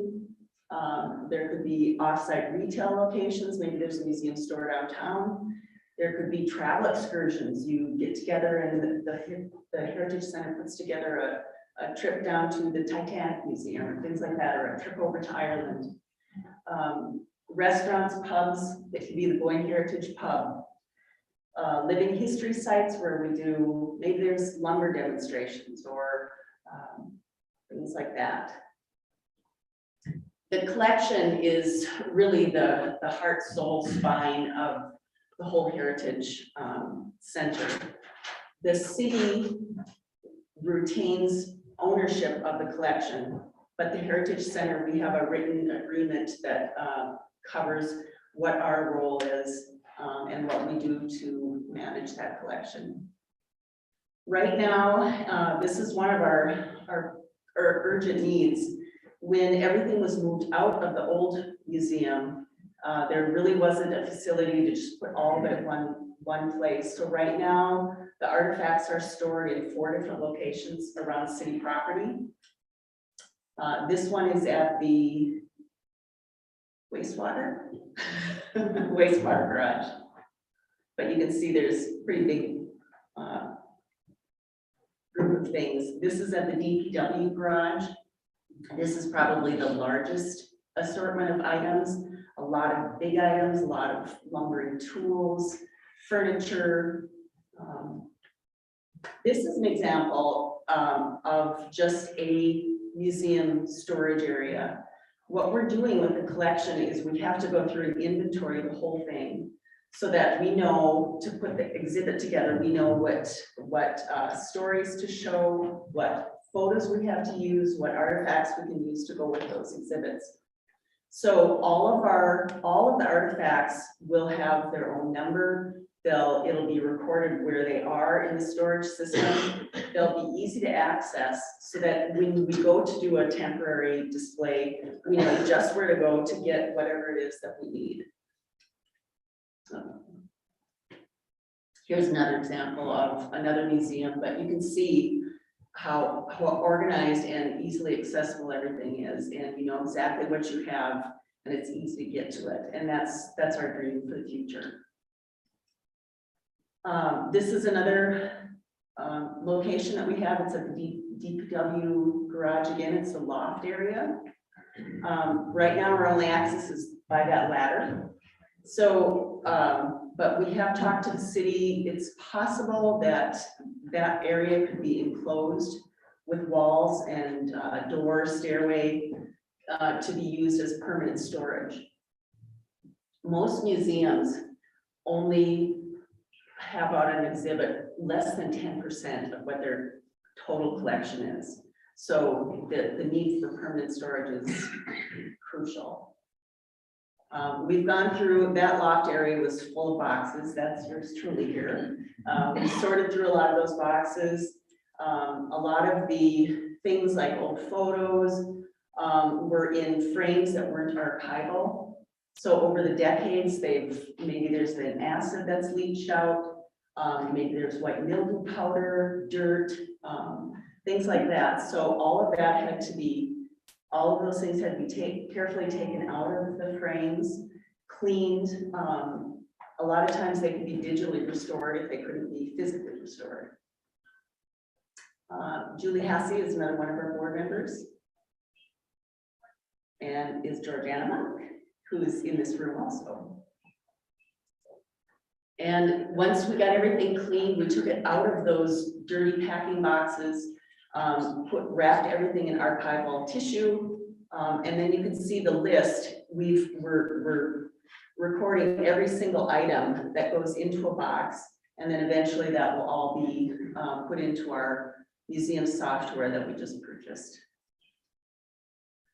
This is Patrick. He makes high-res scans of every single photo document, the front, the back, and then he tries to identify who's in the photo or what building is in the photo. If it's not written on the back or if he can't find it, he can go to the Chip Center in Charlevoix, look through archives, and he is just a master and so meticulous, and he has identified a ton of things.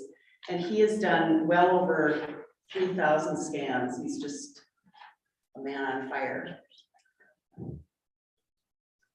This is an example of things that have been taken out of the frames and put into archival, I don't know, they're probably not plastic sleeves anyway, protective sleeves.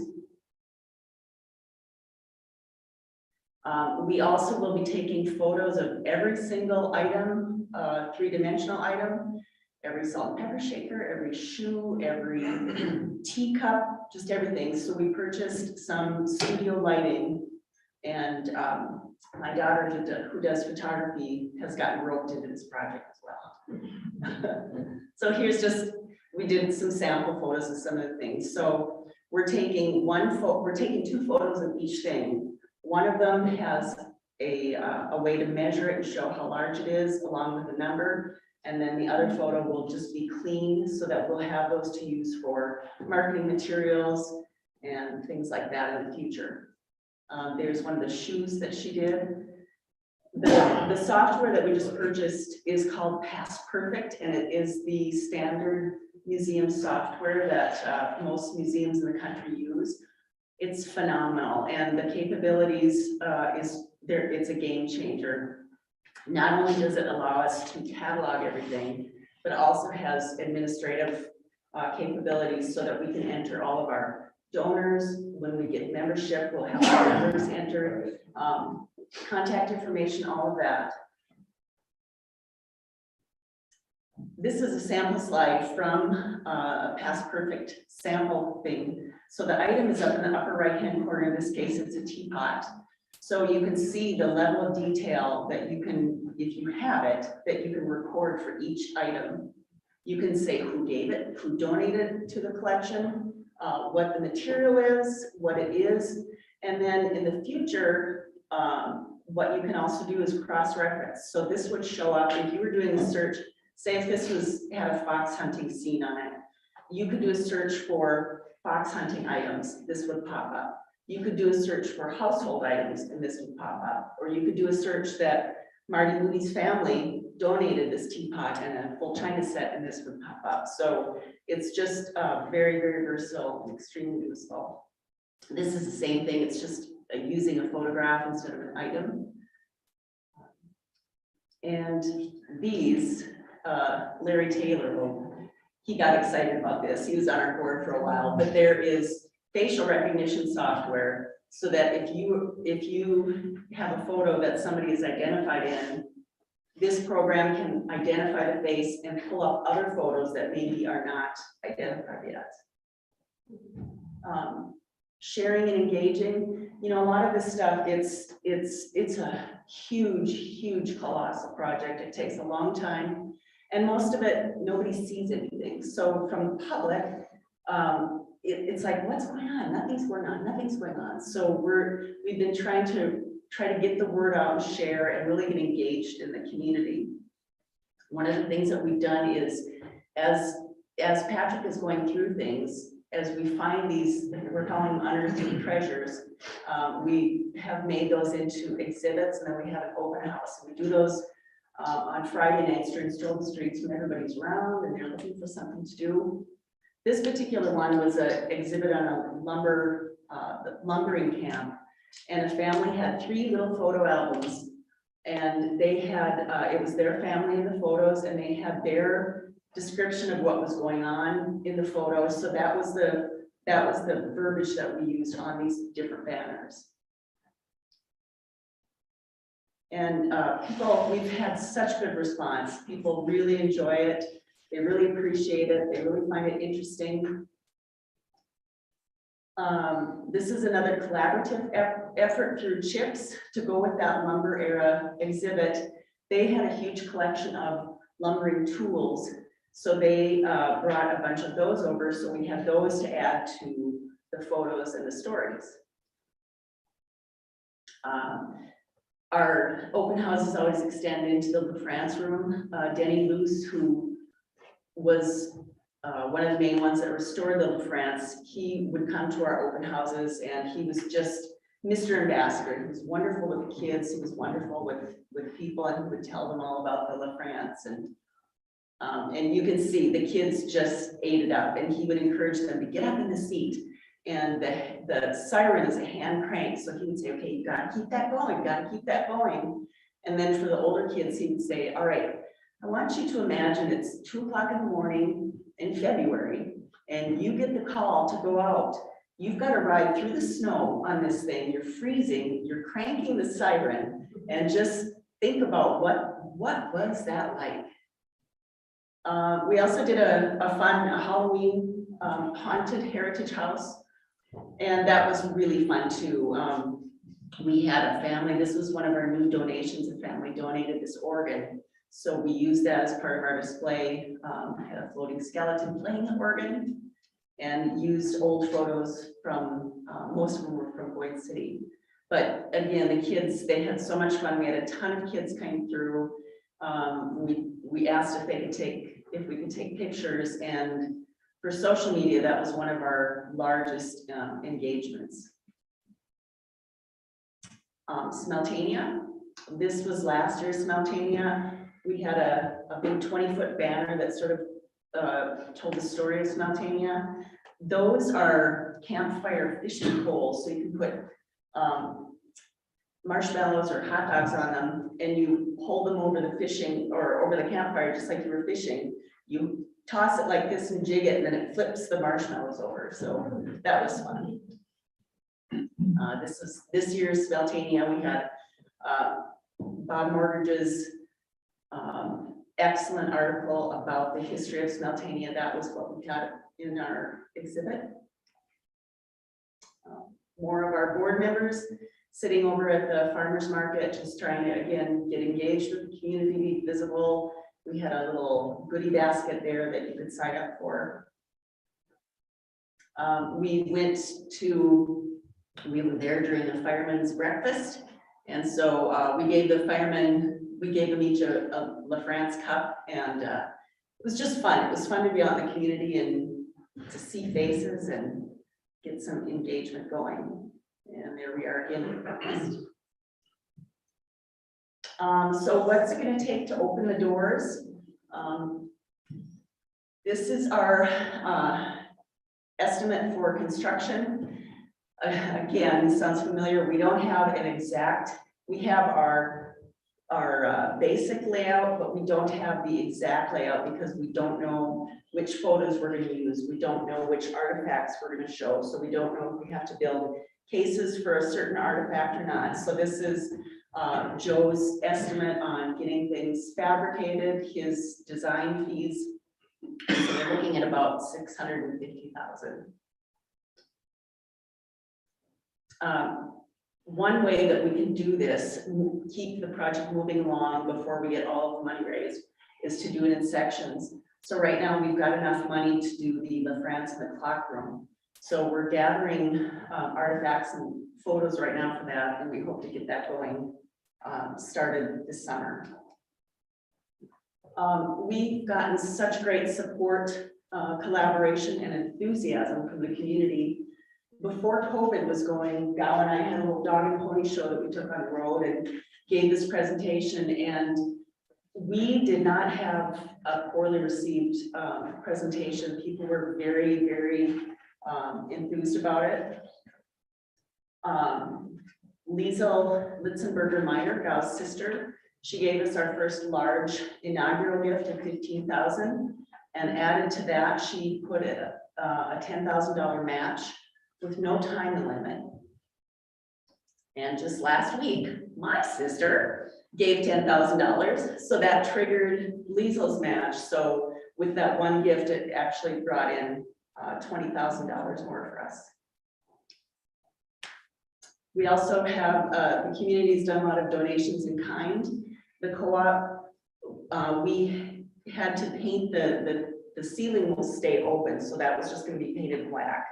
So that will just disappear once we have our exhibits in there. But the co-op donated the paint, Bobby Lottie did it pro bono, he painted the ceiling and the walls, and if you go down there and you look at that ceiling, you'll wanna thank Bobby, because that was a big job. This is something new. George Colburn, who is a documentary filmmaker,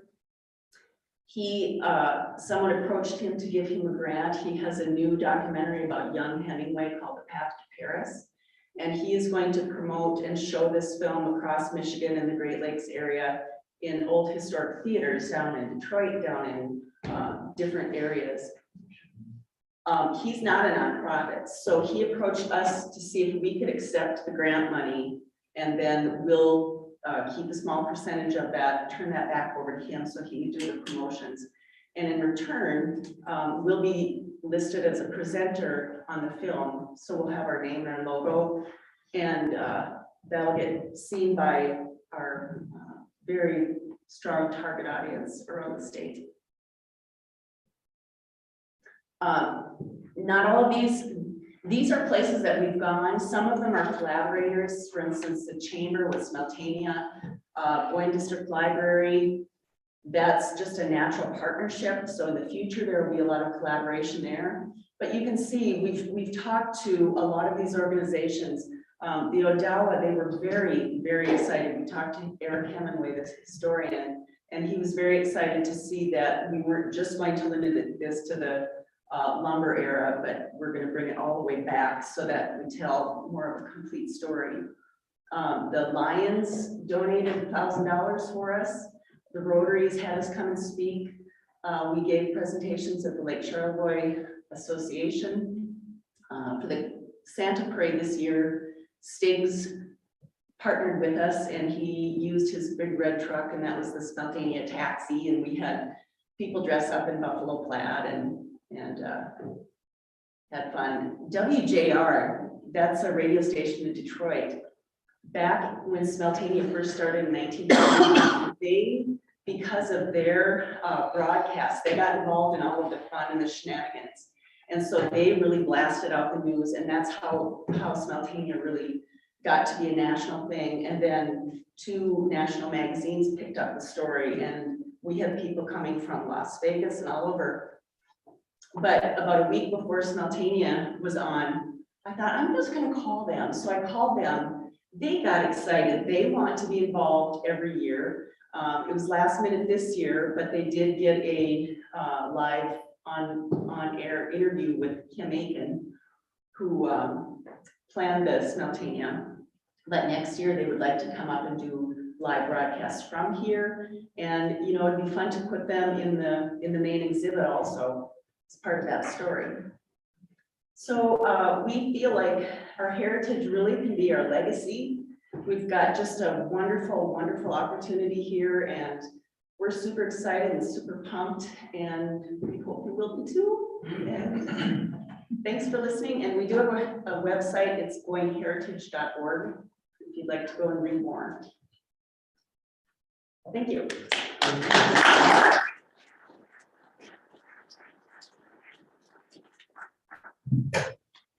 So, are there any comments, questions from the public for Keisha and John?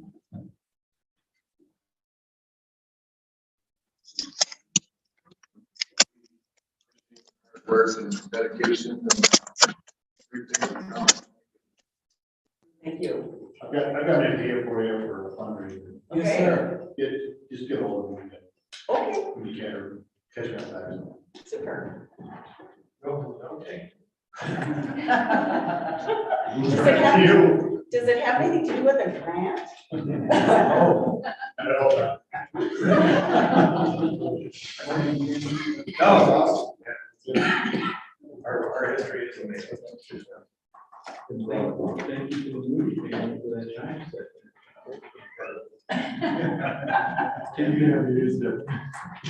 Mike, the only question I have is, there has been discussion in the past about the $210,000 left over in the construction fund.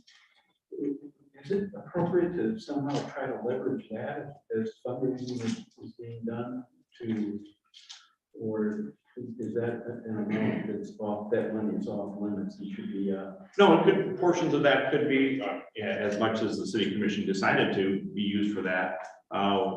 You basically, the money that was saved from the,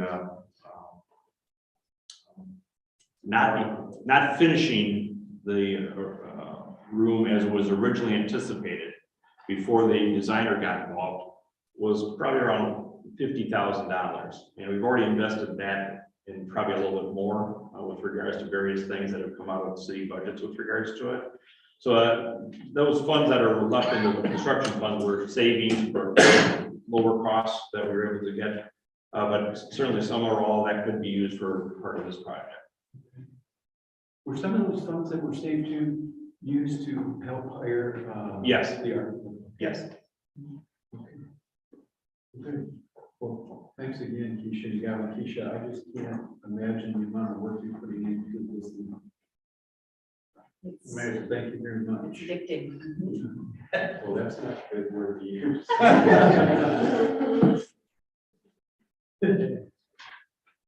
Well, moving on, now we're at 9C, a public hearing on the Department of Natural Resources Trust Fund grant. So I will call open the public hearing at 2:27. Mike, can you give us some background information on what we have here? Yes, again, this is another grant that is due April 1st, and I do hear the commission's concerns with regards to this, but obviously we're short-staffed right now, and two of our prime grant people, two of our three, are no longer with us, with Patrick McKinney, and also Tim Foss. And obviously Barbara's tied up with things, but we want to make sure that an opportunity didn't slip by with regards to possible improvements to recreational facilities here in town. So the Park and Recreation Board at their last meeting had representatives from Beckon and Rader come in to talk to the Park Board about possible grant opportunities. One of the grant opportunities that will be coming up a little bit later is Michigan Department of Natural Resources Trust Fund grant application for additional phases of the open space improvements, phases specifically 2 and 4B. And one of the requirements of the grant application is that this be discussed and the public have an opportunity to comment on it at a meeting before the commission takes action on it. So it can all happen in the same meeting, but that's why this is first on the agenda, so the commission can receive any input that the community might have on this. If I just go on this side.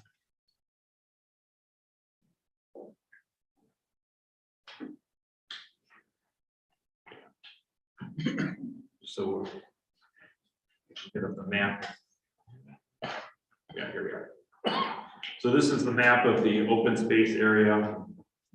And the items that are being discussed here would be items 2, which is the parking area, basically close to abutting the boat launch area, and 4B, which is on here, some of the landscaping elements on the property as well too. So 4B is 30 trees, right? Yeah. Right down here. So that's what would be applied for in this component as the going forward. And again, keep in mind that we have received a grant of $300,000 for improvements at the open space already. This has been broken up into phases through this grant fund based on discussions that we've had with the planners on this, which is Tim Knudsen of Beckon and Rader principally. Again, after having lots of public input sessions, things of that nature, this was the design that came up with. It's consistent with the conservation easements that were part of the condition of us acquiring the property as well too. They came up with these possibilities, and then ultimately the park board decided or was making recommendations as to what they feel the city commission should go forward with. Okay, thank you, Mike. So is there any public comment for the public hearing on the open space? We started like phase one, I see lots of ones. Is that the walkway that's going to go through eventually? The phase one? Yeah. Well, you want to answer? Correct. Yes, again, at a recent, that is part of what the grant was awarded for. It's $300,000 from the state. The city matches $120,000 of that grant. That has not finally been approved by the legislature yet. It has to go through an approval process. The DNR has approved it, and it's probably going to be a few months before we get that from, the formal approval and the act of the legislature. But the city commission at a couple meetings ago approved hiring Beckett and Rader to start putting together the bid documents so we can actually go out for bids on this project. Mr. Knudsen reported to the Park and Recreation Board at their last meeting that they do not anticipate that this project will be viable this year. It'll happen someplace next year. We'll talk about that a little bit further when we get into the budget process as well too. But those plans are being put together, and there's a possibility that the timing of that grant, because you usually have about 3 years to implement those grants. If we are successful in getting some of these other grants, they could be combined, and that would get us some more efficiencies rather than having more smaller projects going on. Any other questions from the public? Yeah, is the orange, is that like sidewalk? And then on the other side of that, is that like a boardwalk, the board looking? Or is that a fence?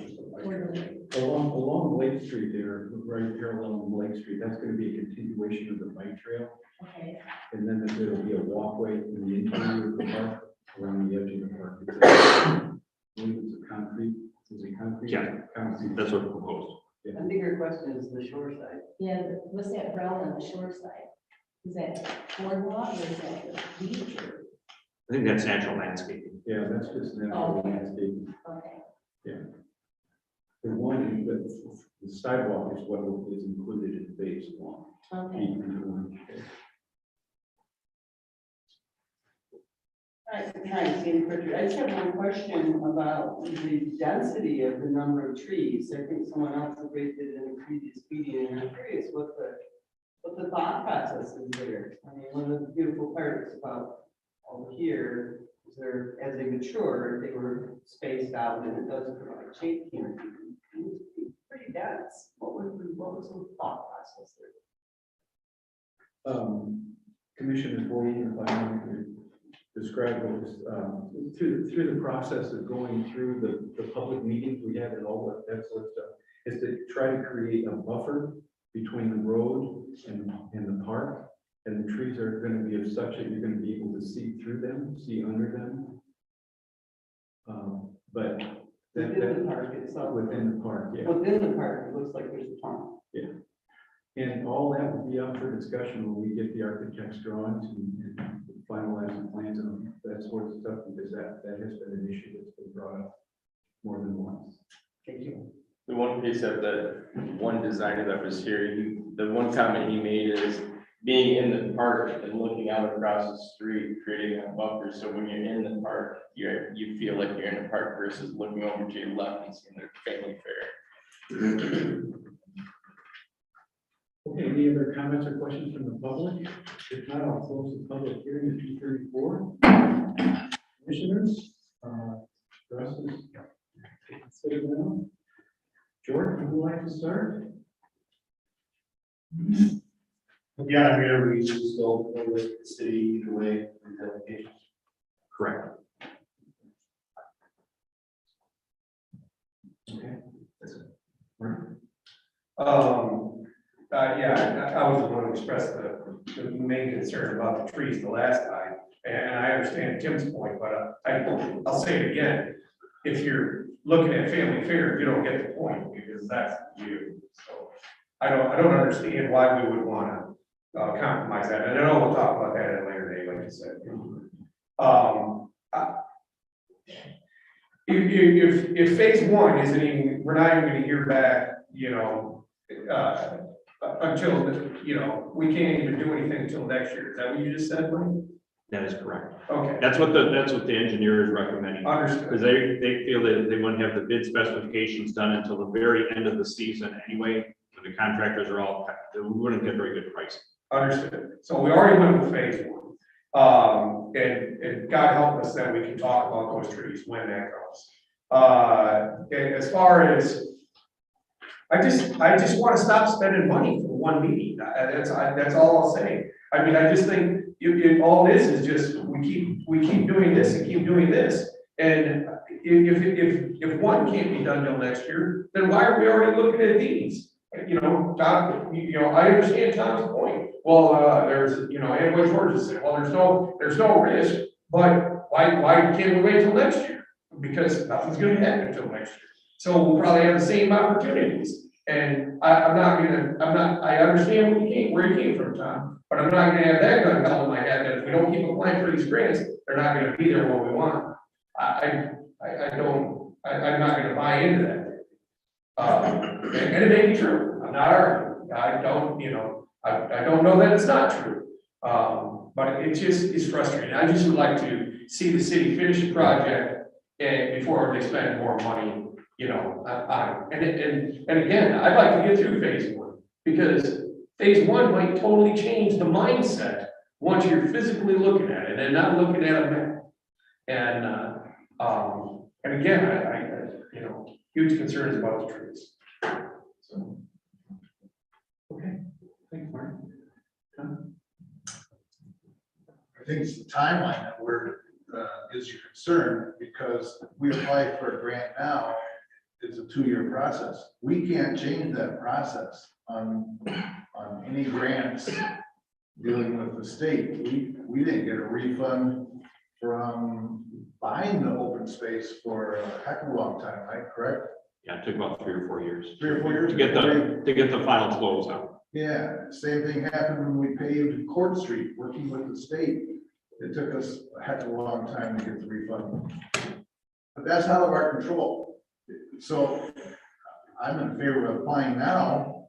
You're right, it's frustrating waiting 2 years, but that's a game we have to play. Because again, if we don't apply, we're a year behind. So it's the timetable is not up to us. What is up to us is, should we apply? And I'm in favor of applying to keep the whole process moving forward. And it doesn't cost anything to apply. And again, I think that it has been stated that when it gets down to the final drawings, and once the money is allocated and we get down to the final engineering plans, we can tweak it. And I agree with you that this drawing sure looks like there's too many trees. When we get out there and actually measure it, maybe they're not. But again, that wouldn't prevent me from being in favor of applying for the grants. Because it's just to keep the project moving forward.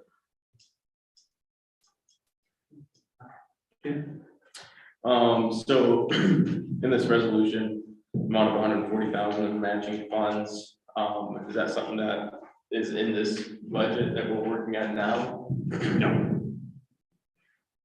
As a matter of fact, you'll see as I was talking about the grant that we're applying for, that we've received, well, in the process of receiving, because of the timing of that project, that's been pushed till next fiscal year.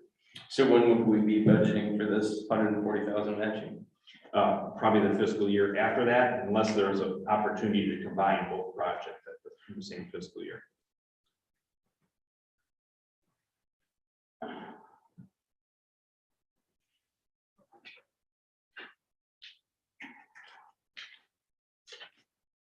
Okay. Yeah. What do you, someone in the public? Mo Shipley, Lake Street down there, just so you know, because before y'all, this was 2 years ago, before COVID, they had a whole planning committee that we were in office, and it was awesome, they did a fabulous job. The company was there, we got the plan 4 hours one night and then another time, and they came up with the whole design and everything. So all that's been done, we just been waiting, COVID came and all that, so there's been a lot of work up and done for that, just so we guys know that. And, it was a great idea. And the plans were great, and we talked about avalanche, the whole thing, so all that work was hours of work. Then done some long talking about taking more time and say, Great to get looking at. So I just wanted to address the timing, if I understand this correctly.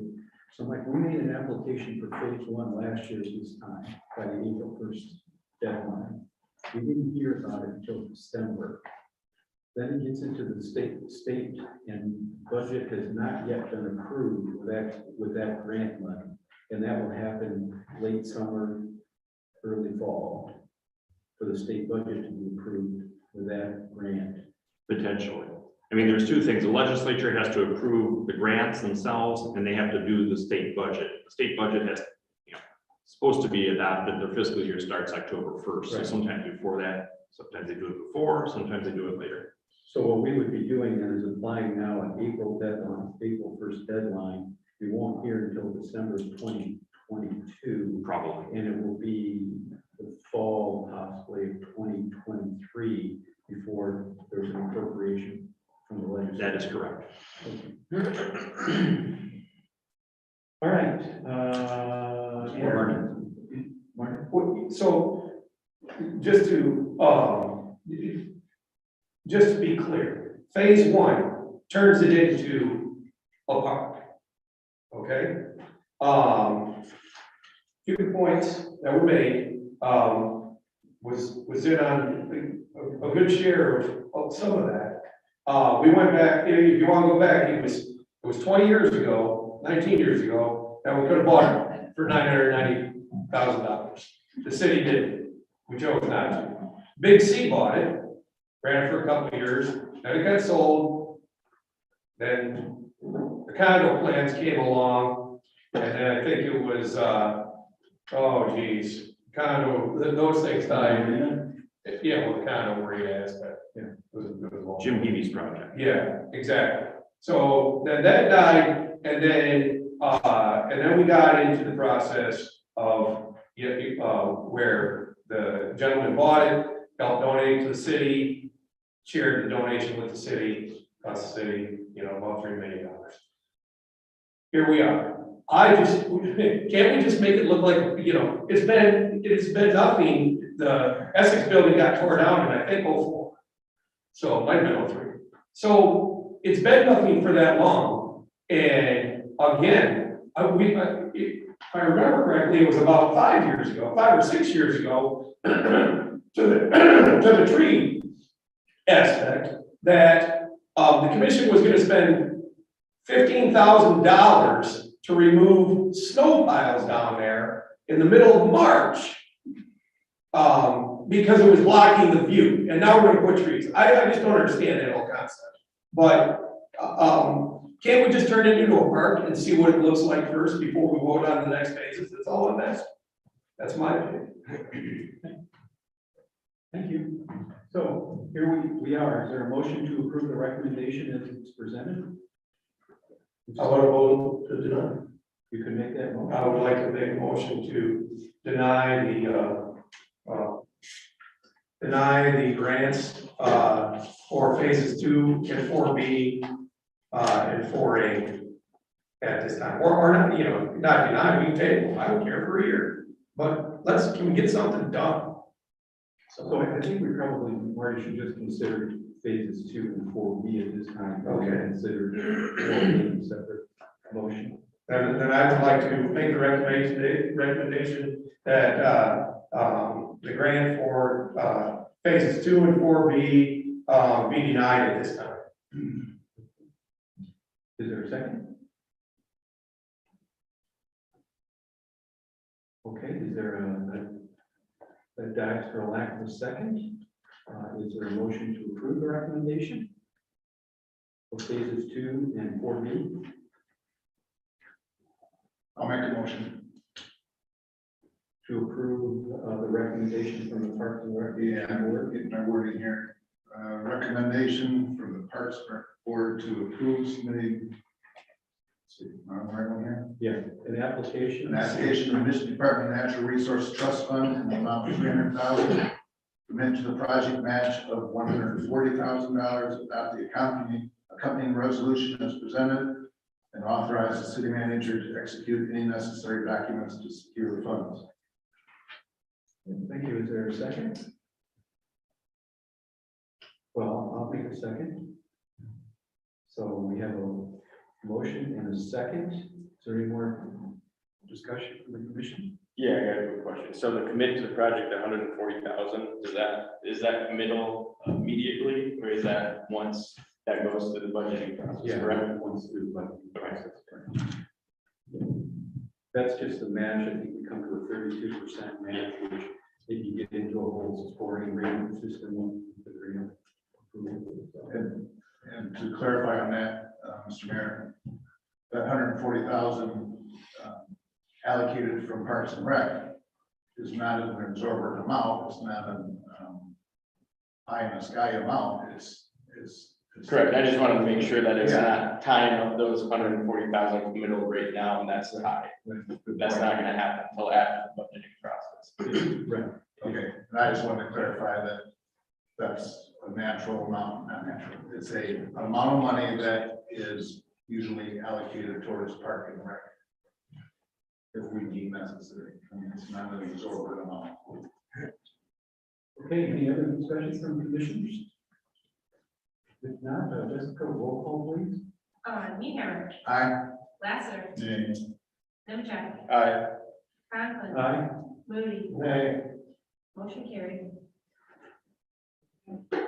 Moving on, we have the Michigan Department of Natural Resources Recreation Passport Grant Application, Open Space, Phase 4A improvements. Very similar to the one we just approved. This is going through the state passport grant program. This one's in the amount of 104,000, and we would ultimately be matching up 56,000. And this is for component 4A of the plan.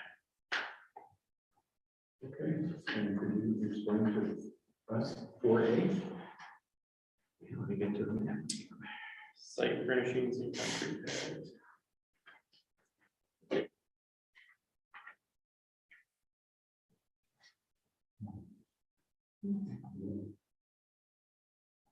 Correct.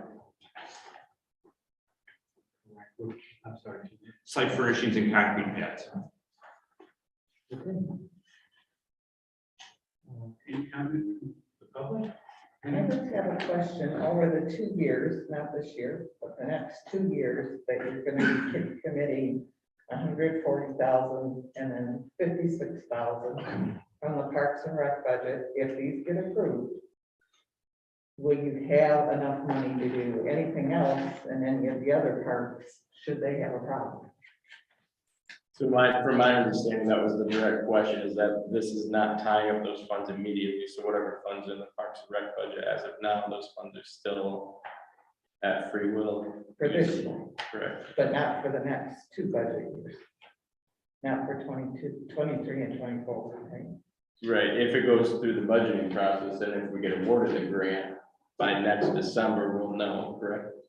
Yep. Can you tell me what the Parks and Rec budget for this year is, to give us an idea of their ballpark total they usually get? You would probably know. Mr. Mayor, Yeah. Hugh, or Mike, want to make a comment? Yeah. Sure, can I ask you a question?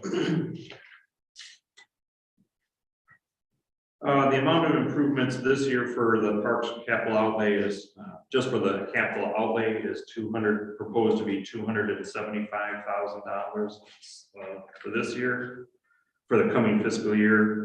The current fiscal year, we budgeted a little over $500,000. Okay.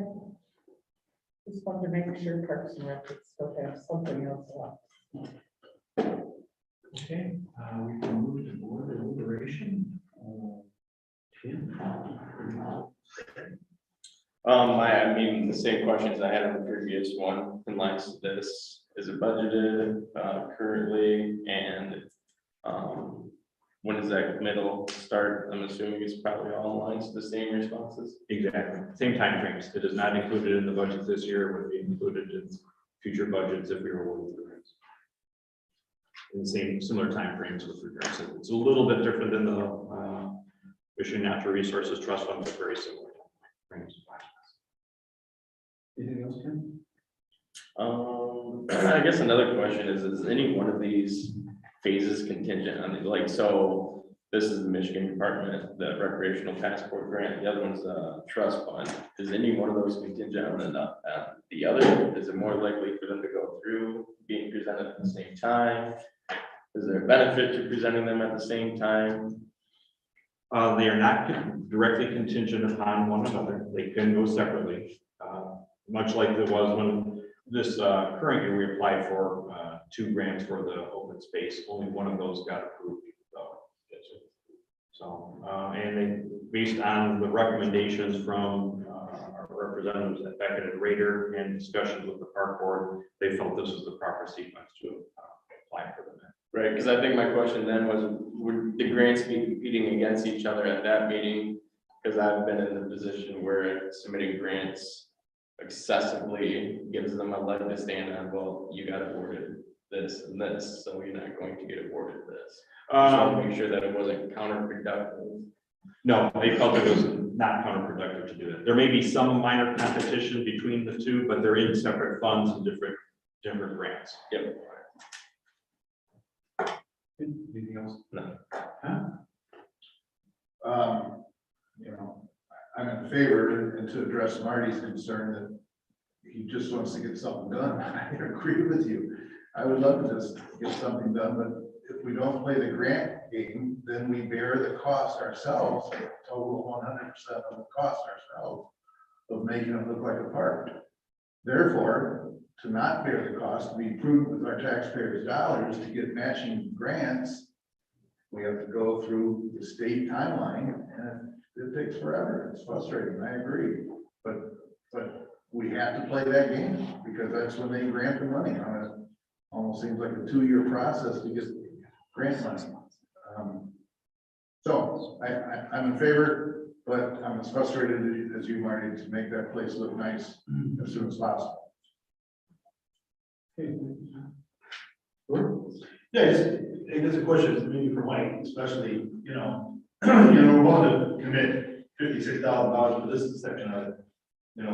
Is anybody look at we have the cost and the manpower and the talent within the city itself to turn this into a park?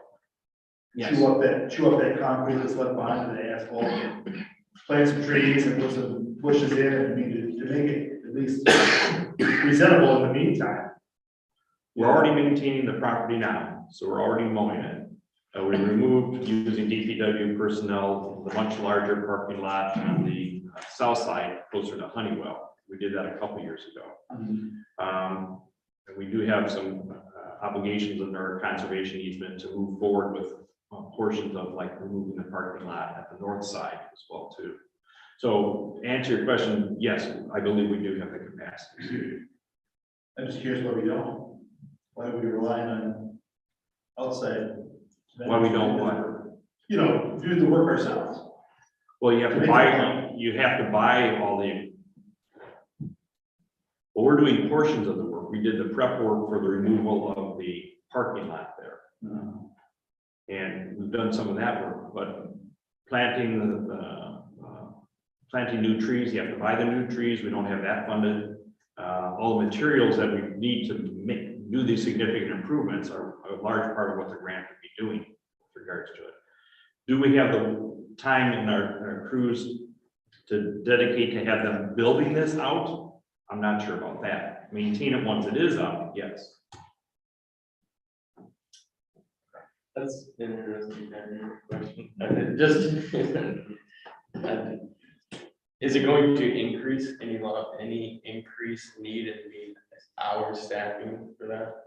Not that I can see, no. Okay, alright, I was just gonna tie that to that whole cemetery thing and potentially down the road there. Okay. You already know where I stand on this one question. What does 1 mil gain this city in tax a year? Oh, I want to say, it's in your budget book that I'll be presenting to you shortly. I want to say about $214,000. Okay, I thought it was a little bit more than that, when I did the calculation. Okay. Well, there's my answer. According to the budget book, it says 227,000. Okay, well, One more thought. yes. I guess, George, my thought on that, I don't think our 5-member DPW crew can lay 1,200 square foot of, or not square foot, running foot of 6-foot sidewalk. That, I don't think they're cement experts. That was done alone. Well, you're right, Rick. Pertaining to can our crew do parts of this? I don't think they, obviously you can't lay a driveway. A company required to do that, so, yeah, I just don't know if our crew is that capable. That's kind of what I was basically relating with. Okay, I was thinking more to make it a presentable park, in the meantime. Okay. Grass, which is not common, I understand that, but, yeah. But to your point, George, and to your question, Tom, or what you were talking about, 1 took care of all that. That took care of the bike trail, took care of the path, took care of turning it into a park. These other parts are all the trees and all the fixtures and the redo of the marina and stuff, and creating the beach, area and stuff. So that's all I said, was we already laid the foundation, we did one. Why can't we just let it look like a park? And then, let's see what that looks like, and then spend it. Because if you add 2 up, you got your answer. I'd rather sit here and go, well, so for $200,000, I can pass that on to everybody sitting in this room and go, there's your bill back.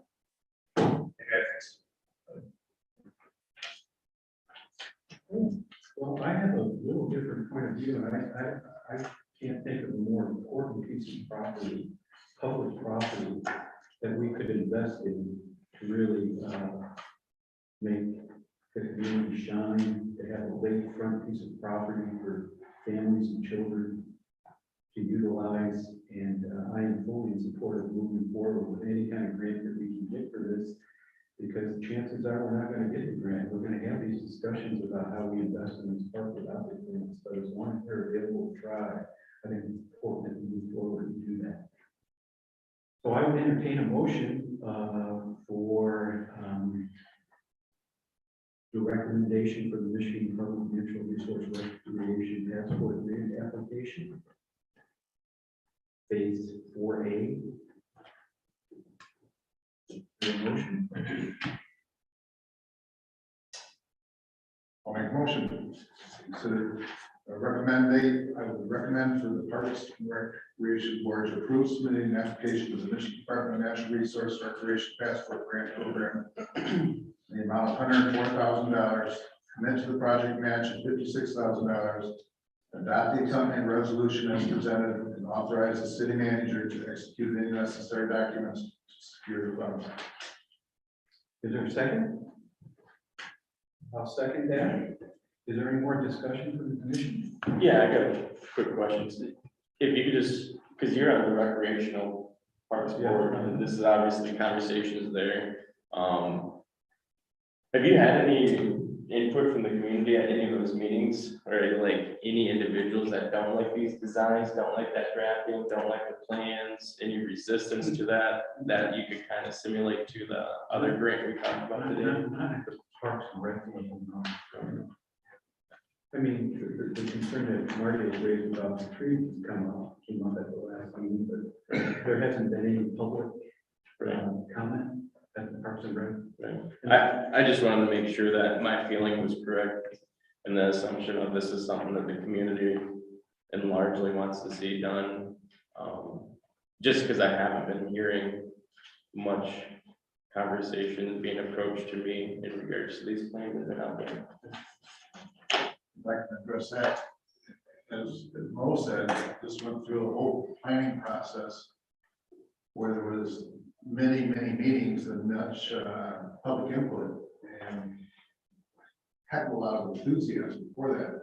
As you said, this is a shining star in the community, and people were excited, enthused, and willing to give input. And we came together in this room with plan A, plan B, plan C. So yeah, I think there was a very thorough process of getting public input, all in favor of it. And yeah, sure, there was negative comments, and there were some aspects of it that were thrown out, because I remember basketball courts, tennis courts, pavilion, those were discussed. The pavilion, I think, couldn't be done because of the restrictions on it. Yeah. So yeah, I think we went through a very thorough process as a community. Okay, any other discussion from the commission? If not, Jessica, roll call please. Lassiter. Aye. What was that? Aye. Nemecheck. Aye. Conklin. Aye. Moody. Nay. Newcomer. Aye. Motion carried. Okay, thank you. Moving on, we're moving to item F, under new business, DEA membership. Consider to approve Mayor Hugh Conklin's designation of Commissioner Marty Moody as his designee on the DEA board for a term until replacement by him or a future mayor while serving as a commissioner.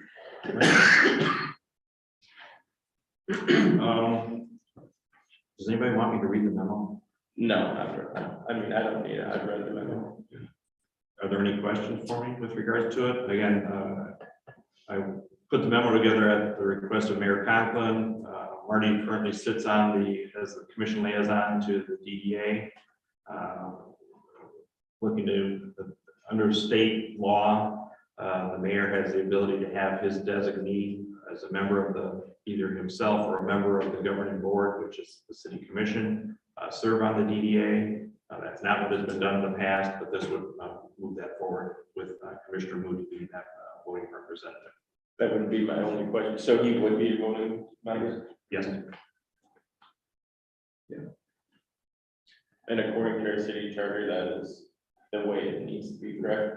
But the city charter says that the mayor is the chief executive officer. Which would be making you the voting voice unless you get it. Because that's the conversation we've had where I don't feel like we wrapped up that conversation. Yeah. The conflict of interest in voting voices. Okay, any comment from the public? Questions? Commissioners? You want to start? I'm in full support. George, what do you want to do?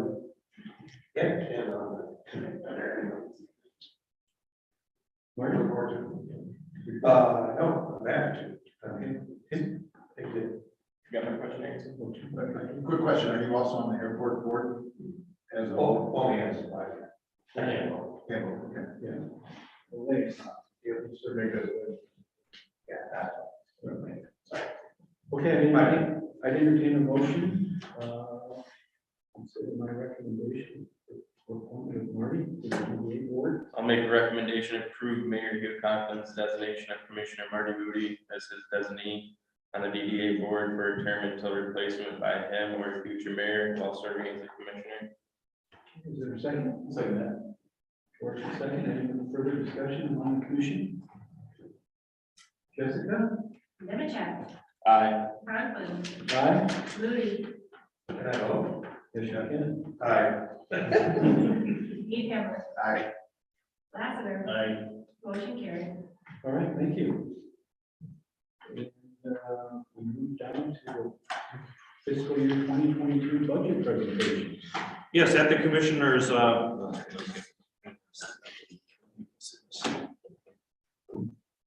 at the commissioners table today was a proposed budget book for the coming fiscal year. Our fiscal year starts on May 1st. And Basically, this proposal is an outline of the staff's recommendation on how to move forward for the city commission's review and consideration. We're looking at just under a $5 million general fund budget with revenues and expenditures.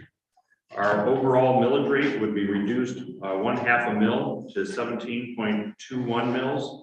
Our general operating millage would remain the same at 15.51 mils, but our debt millage would be reduced, the debt millage for this building, to 1.7 mils.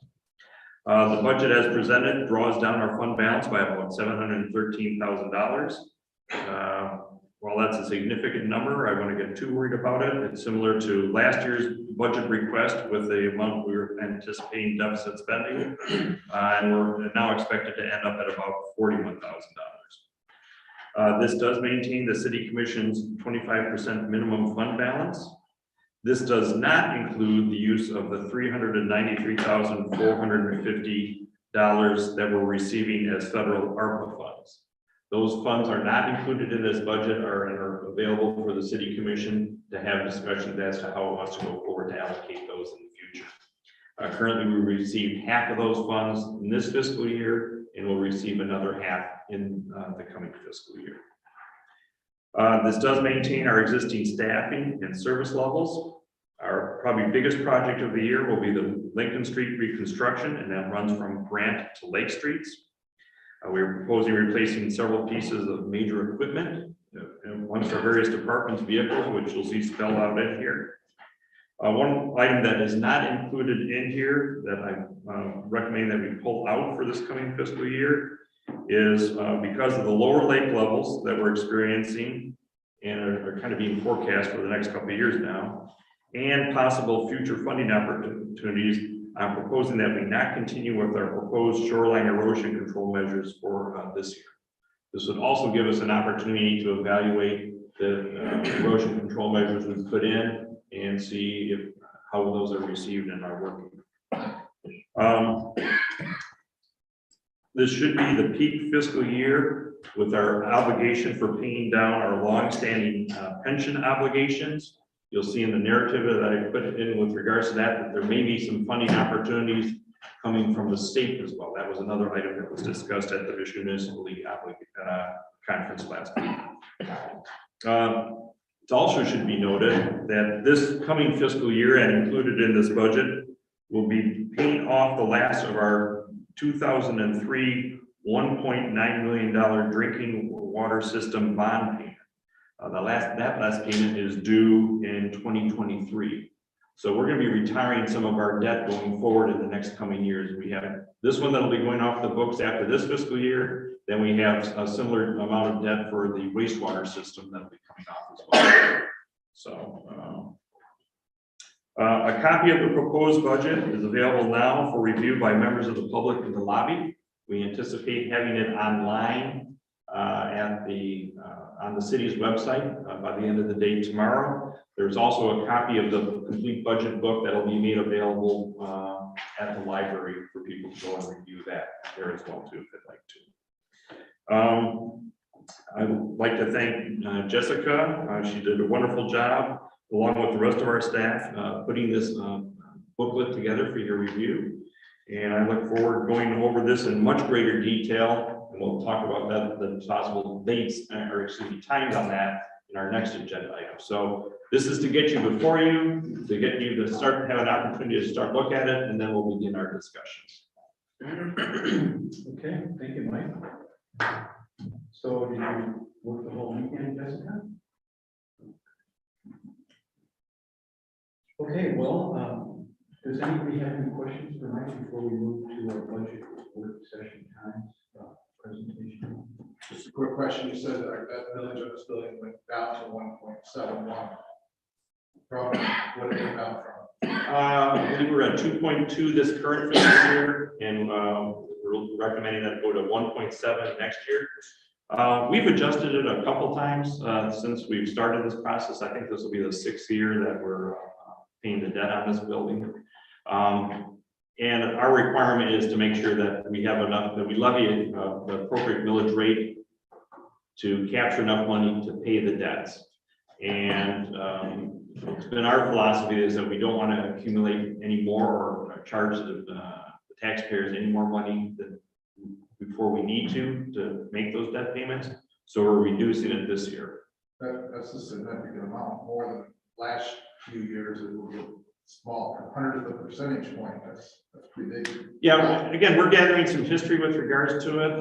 We had about $90,000 that we anticipate being built up in the fund balance for that account. By lowering the millage and spending that fund balance down, we'll still be able to make our, we're anticipating being able to make our debt payments with a little bit of a safety factor built in. So, The only, is there any, like the bullet points that you just went over, would be very helpful with going over that. Is there any way to get into it? most of that will be in the front page of the book. I have a complete, much more detailed narrative letter that's going to be starting right there. Tim, it's about the third or fourth page in, and all those items will be accumulated in there. If the commission would like me to email them a copy of just my comments here, if I can do that as well too. I would like, just for a summary, it would help me out. Yep, but that also summarizes it, and all those points and more are included in that letter. Okay. And the only other thing is, with this recommendation, I do have an appointment on the 24th. I would be available on the 24th, starting at around 1 p.m. So not at noon, it would be an hour off from the recommendation.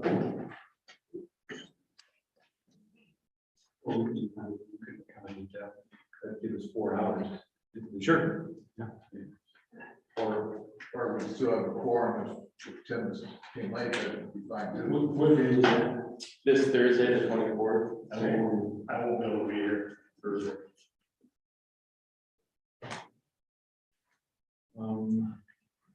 What are our alternatives then? Starting with one. And George is not present. See, I think it's important. I work 7 that day, I'm sorry. Yeah, I think it's important whenever we meet that as much of the city commission as possible meet. Everybody should be hearing the same thing. They may have comments that they want to share with the other commissions. I think it's important. Whatever dates we pick, that we try and make that possible. Would it be broadcasted that meeting? I know. We could. Is it something that you could watch?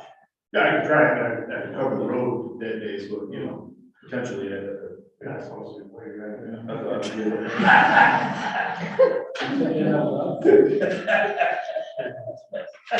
I know I can't participate, but at least you can listen to the conversation.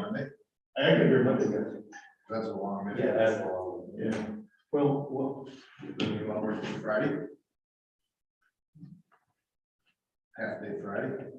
I can't do it Friday. so And there is, again, you know, this is something relatively new that we yeah, started. we did this probably about the last 2 or 3 years. It's kind of takes this introductory discussion that we're starting to have, gives you a chance to review this, just, you know, because right now you're just getting hit with it. Give you a chance to start to review it, and we start having some more in-depth discussion to kind of prime our way for the all-day budget work session. So it would be helpful to have something like that. This doesn't mean it can't happen after hours. I mean, you know, we'd have to find out what days or evenings or things of that nature would work for various people. So, wanted to meet tomorrow, we could do it, but the idea was to give you a couple days to at least get a little bit familiar with. You're over there. So, I mean, it will, you know, if we started at 1 on Thursday, I mean, and then we just, you know, make sure that we get Phil George in as much as, you know, as possible. We'll discuss that. I'm good with that. Something good. Well, maybe, it's a key. Okay, so recommendation, and we don't need a motion for this, we might just a consensus. Or would you like a motion? I think it'd be better to have a motion just to make sure that, you know, we did set the schedule or well, no, I want to make sure, you should make a motion to make sure we're setting the meeting. So I would move that we have our first work session Thursday, March 24th, from 1 to 5 p.m. here. In, is that the park meeting? Yes. And then an all-day budget session on March 28th, beginning at 8 a.m. Also held in the Parkview Room. And then I think we had an alternate date as well. There was one needed for, Yes, and what we usually do on that is we see where we are at our meeting on that Monday and see if the commission wants additional meetings at that time. I think tentatively a while back, we said March 31st, Thursday. We needed an additional time. Right, so that's kind of right now. Yeah. And obviously, we can make that evening. Yeah. Okay, so I would make that as frame that as a motion. Support. Any discussion or questions, commissioners? The all-day budget's 8 a.m. until 5 p.m. Could go longer than 5. Okay. Yeah, I would keep it three. Yeah. We've had 8 to 8. 8 to 8, we've had a 12-hour meeting here and that. No, I guess we'll probably set a record. Bring your sleeping bag. Okay, Jessica, roll call please. Conklin. Aye. Moody. Aye. Meehammer. Aye.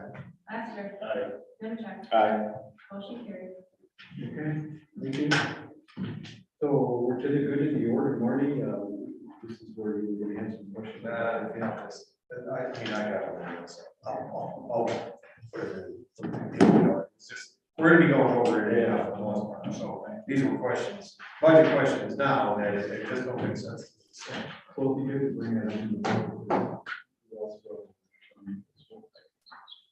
Okay, so announcements, we have our first short-term rental meeting, April 7th at 5:30 p.m. here in the commission chambers. And our next regular city commission meeting is Tuesday, Tuesday, April 7th at 5:30. And then our next regular city commission meeting is April 12th at 7 p.m.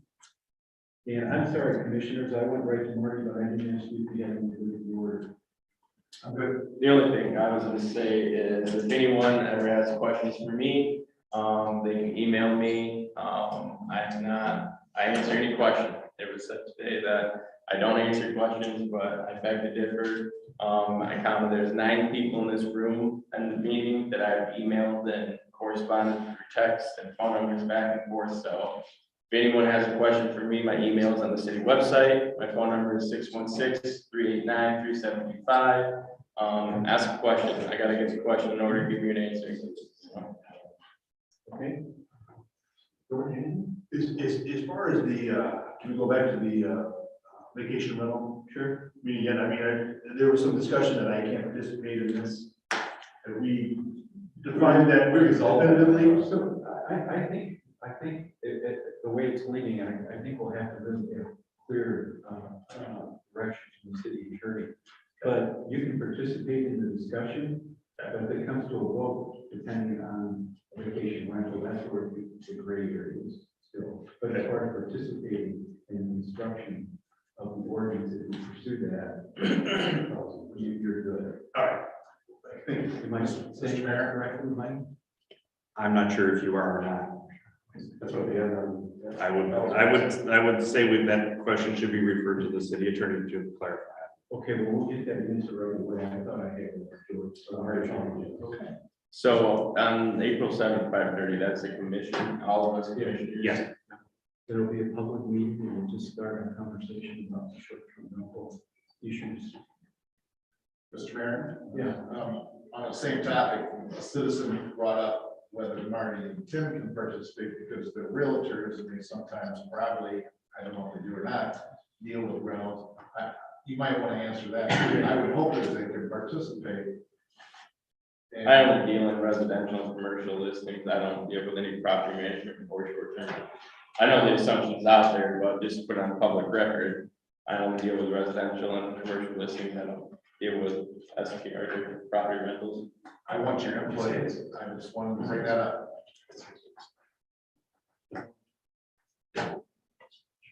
Okay, so I guess we need to do that. Yes, we'll get that ASAP. Yeah. Well, the problem is if Tim and I and Jordan can't. Tim probably, Oh, we discussed. Tim or or Tom might not either, so it'll just be me up here. Yeah, right. Right, if there's legs to the question on here, I would throw you in that pool as well. For sure.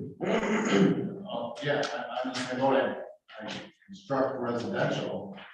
So I don't do- Do they get turned into STRs? Not that I know, but that's, once I sell it, I don't control.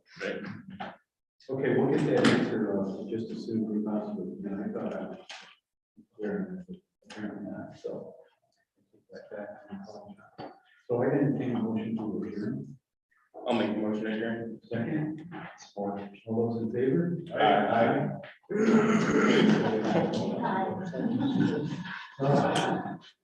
Hey.